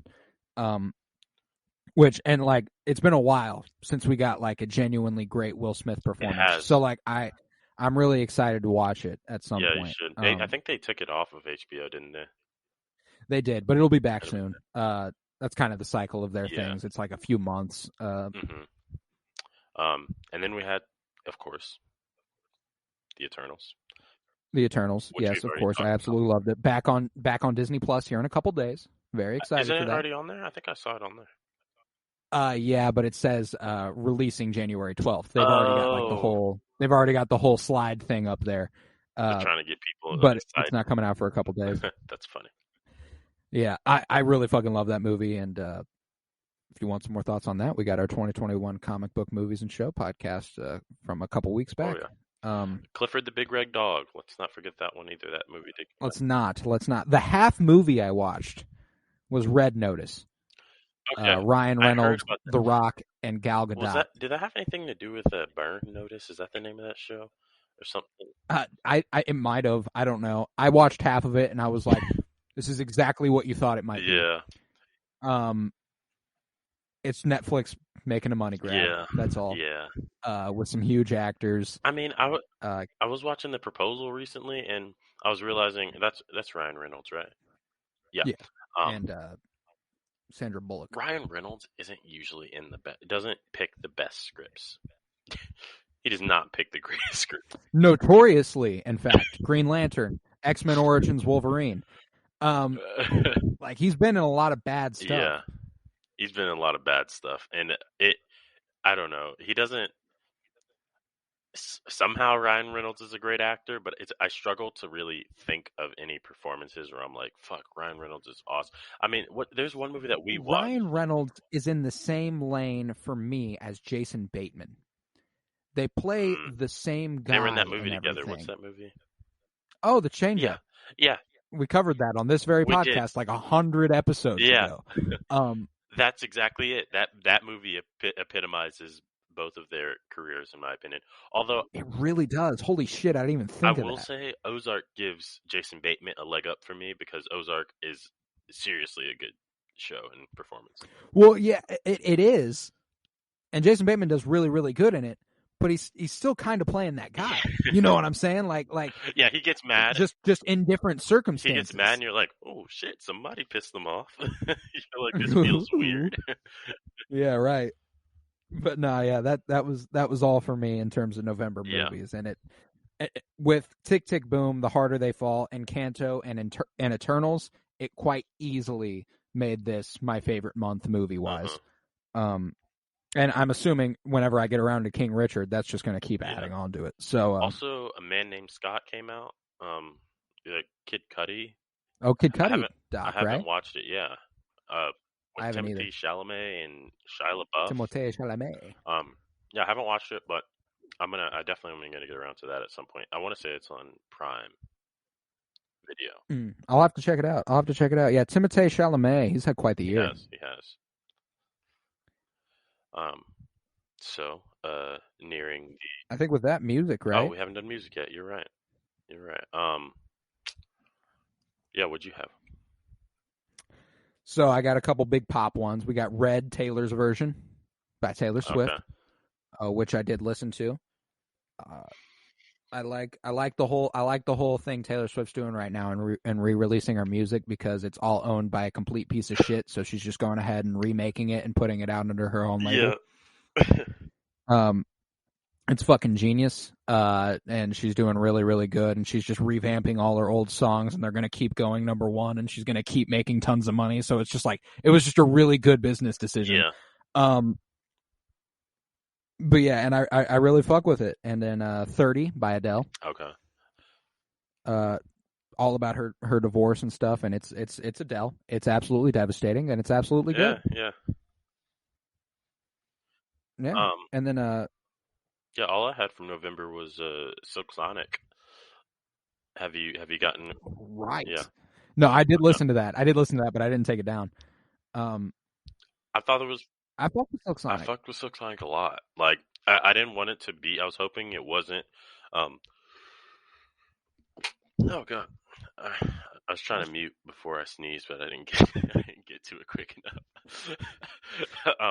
But the Silk Sonic, like I'm like Anderson Paak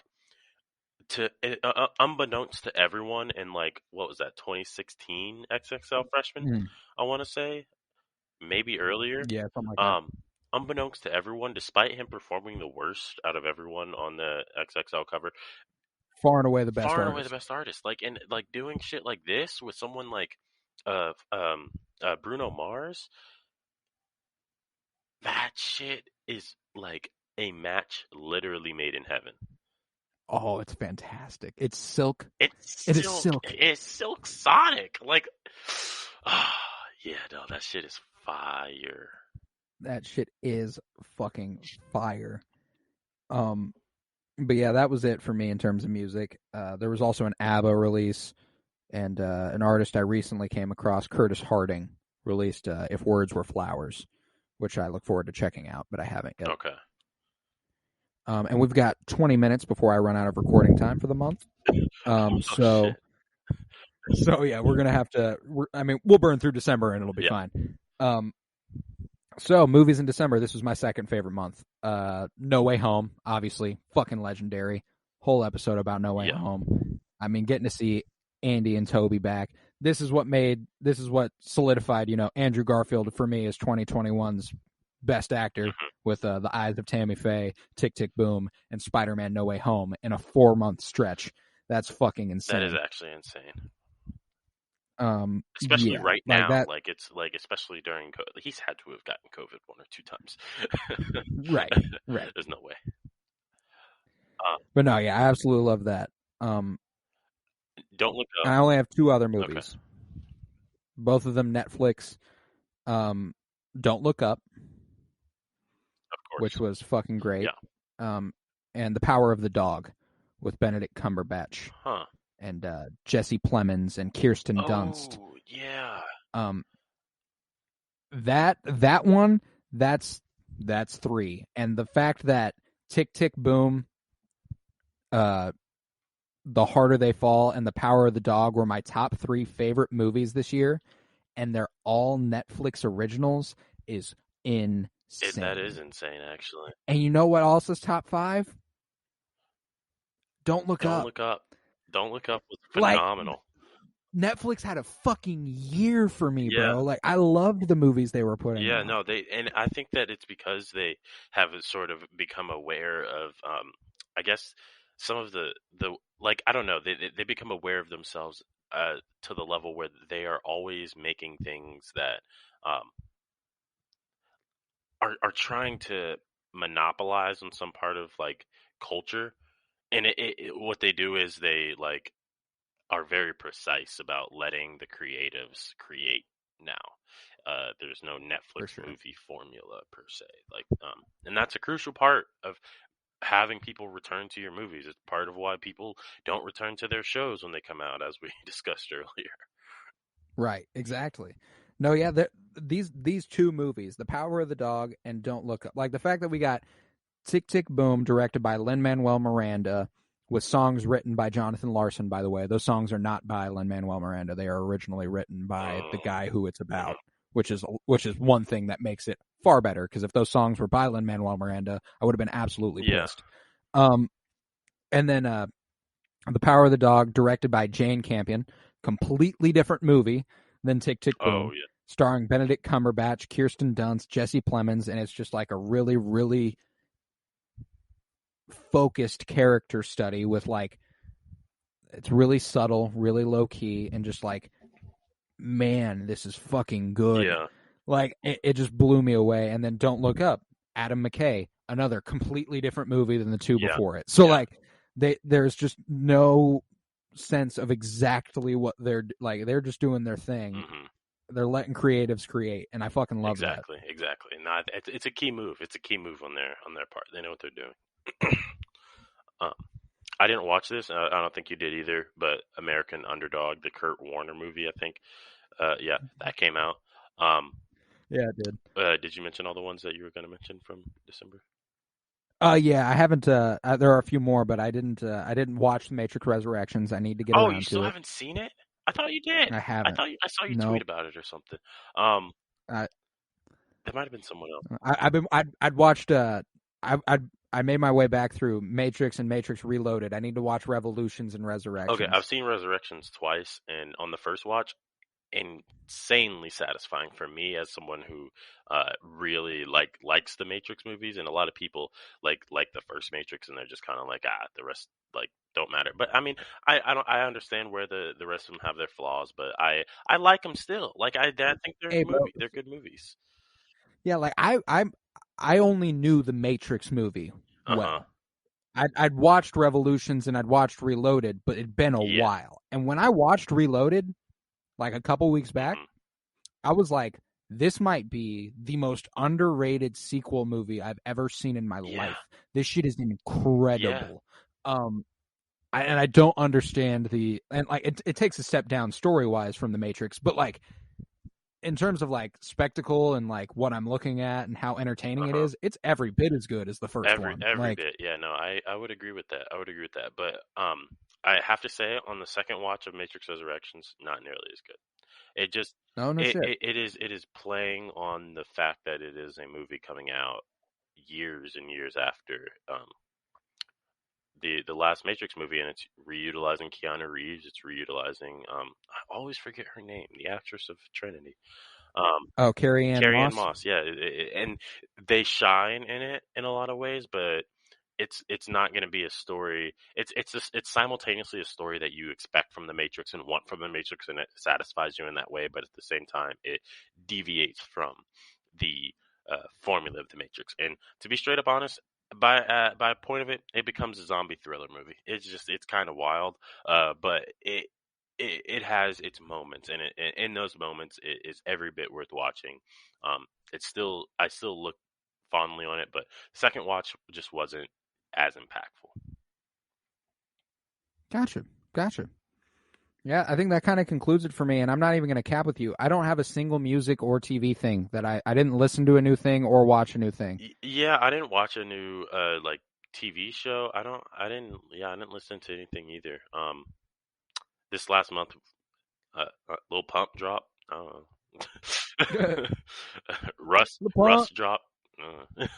I think Nas dropped, and I think Khalid dropped. Juice WRLD posthumous album. Oh, there is a Rick Ross album that I heard Charlemagne talking about, and he was saying at this point, why is Rick Ross not why are we not considering Rick Ross as good as someone like Drake? Because honestly, he's probably more consistent. Yes, he is. Rick Ross is a better rapper than Drake, and I'm not afraid to say it. Yeah, no, I'm not afraid. Like, that's 100% for me. Mm-hmm. Highest charting song of the year, Rap Star by Polo G. God damn. Yeah. Maybe we are out of the loop. We are. Because I was like, wait. I would have bet anything it was Montero by Lil Nas X, but that was like 6th or 7th. God damn. Polo G dominated Polo this year? The Kid Laroi and Justin Bieber and Cardi B are the top 3. And then you have Drake and Future with Way Too Sexy, and the Drake with What's Next, then Lil Nas X, then J. Cole, then Drake and Lil. Yeah, no, I'm gonna tell you one thing. I know we out the loop because top 2 was Polo G and the Kid Laroi, and the third was Cardi B. Up. Justin Bieber up there too. Like, I nothing against Cardi B. It still doesn't make sense to me. I don't get why people love it. I don't. Like, she's just a Nicki Minaj ripoff. I don't get it. Like, I don't know. I don't know. But that was quite a long one. We knew that, and it did end up being that. Oh, I knew that after it took us an hour and a half to talk the first one. I was talking to Emily. She was like, "How long do you think the podcast will be when you do the part 2?" I was like, "Well, when we talked the first one, it was an hour and a half, and I didn't have nearly the things I wanted to say compared to the second half." But yeah, and it's reflected here. I mean, we spent 30 minutes on the movies from July. So It probably could. It probably would have been more like towards that if we paced it the way we did the rest of it. It happens. It happens. That's funny. It happens. No, you got to get a feel for it. You get started, you get rolling, and that's that. But hell yeah, man, that's 2021 in review, pop culture stuff. So now we can completely focus here on 2022. Yes. We don't even need to think about 2021 anymore. Forget everything I said at the beginning of the show. But yeah, this was the Penny Bloom podcast. This was indeed. I was Colton Robertson. I was joined by Tavarus Pennington. Thank you very much, homie. Oh yeah, I love being here. We're gonna get together soon, get some more episodes out. Absolutely. And if you would, head to patreon.com/CoroBloom, where you'll find over 21 hours of exclusive content at this point, with a couple new releases, with me and Tavarus having just discussed current events, basically, kind of, for about 15 to 20 minutes. And then we got an episode with me, Miles, Joe, and Tillman, where we talk about Winnie the Pooh becoming public domain. Which is I was trying to follow that one. I was literally thinking, I was like, what does that mean? Winnie the Pooh became public domain, and we discussed it on Patreon for a little bit. There's a lot more in that episode, but that's definitely part of it. But yeah, head to Twitter, follow at Penny Bloom Pod, follow on Instagram at Penny Bloom Podcast. If you're a Star Wars fan of the Book of Boba Fett, we're covering that weekly on the Sarlacc Soundwave. We got the first 2 episodes out right now. Looking forward to later this week.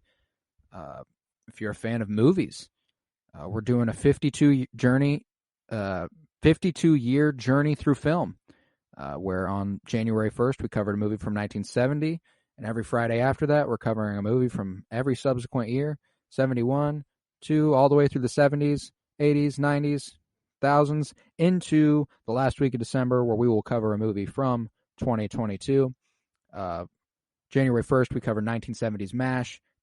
Last Friday, we covered 1971's A Clockwork Orange. And this Friday is 1972's The Godfather. So look forward to everyone hearing that. And, oh yeah. Great. Remember, peace, love, and bloom. Always.